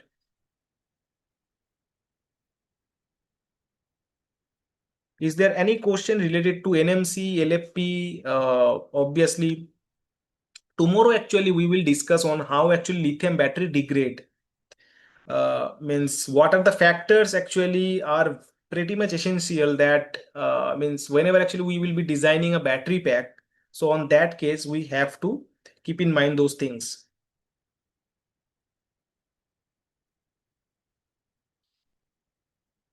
Can we replace our scooty battery with a pack? Okay, lithium ion battery. Yes, you can replace easily. But yes, you were talking about cells or you were talking about the whole battery pack. If suppose it is a cells, you can't do this, right? There is a mechanical connections, everything is there. If you are talking about to replace the whole battery pack, whole scooty battery pack, obviously it can be replaceable. You have to just meet your voltage criteria. Suppose your scooty is need supposed to be 48 volt. So obviously you have to replace with a 48 volt. Some obviously ampere hour it would be written on the battery pack itself. So you can easily replace scooty battery.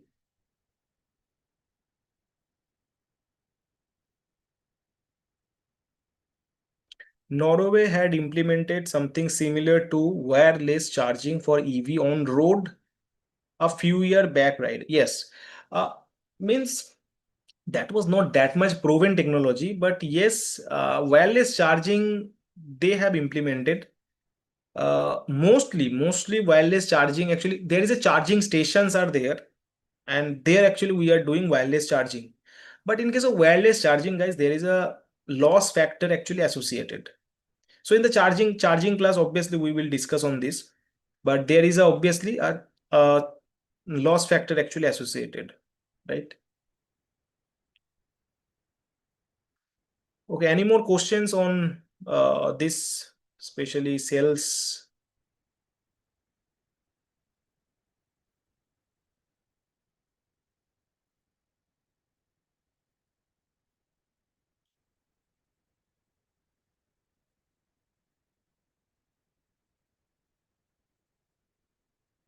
What is the concept of a 7 volt 00 mAh battery in case of mobile? Yes, there is a new chemistry actually, silicon carbide chemistry actually we are using nowadays. Yeah, means just couple of months back, I think it is actually commercialized this type of battery. So yes, we will cover in a new trend. I will be covering one session basically, means maybe tomorrow itself. There will be aluminum air batteries. uh, Zinc carbide actually means this is also a lithium ion based model. There is a little difference in the chemistries and other things, but that's it. We are actually increasing the energy density, right? In the same size we are getting a higher image.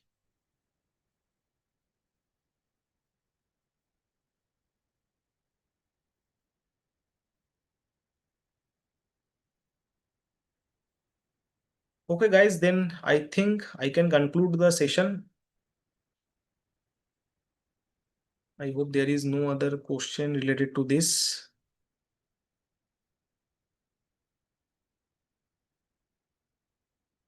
Okay, is there any question? Okay, let me. So density can be changed based on chemistry and price is the factor. Yes, yes, you are correct, Nilesh. Density can be changed. In NMC LFP, you can see that everything is same, only in the cathode chemistry is changed. And you can see that the energy density has changed. But yes, price is also a factor, right?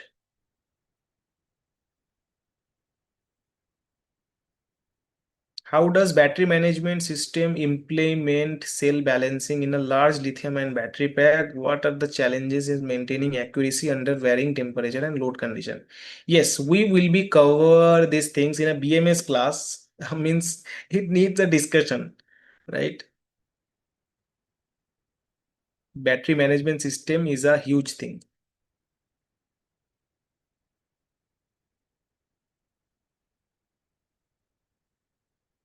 Some when we use DC chargers for cars or big vehicles, there will be guardrails. I can't get your point. Means we, yes, we are using DC charger, DC fast charging system. We are actually means bypassing the onboard charger. We directly charge the battery back by using DC fast charging system. So on the charging section, actually we will discuss on this more, right? Minimum and maximum to push the current. We will discuss on that special classes, guys. Already I have shared the TOC, right? Table of content. So you can already observe that what are the things actually we will be discussing on the sessions.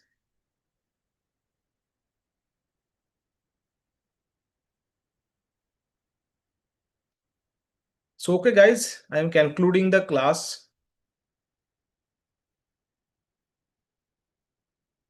Okay, Amar. Yeah, That is thank from my side. yeah. So somebody asked about the material. So dear student, material is already live over the LMS. So you can just refer the day one, day two material is already there. Okay. So you can refer the LMS portal. I'm resharing the attendance link.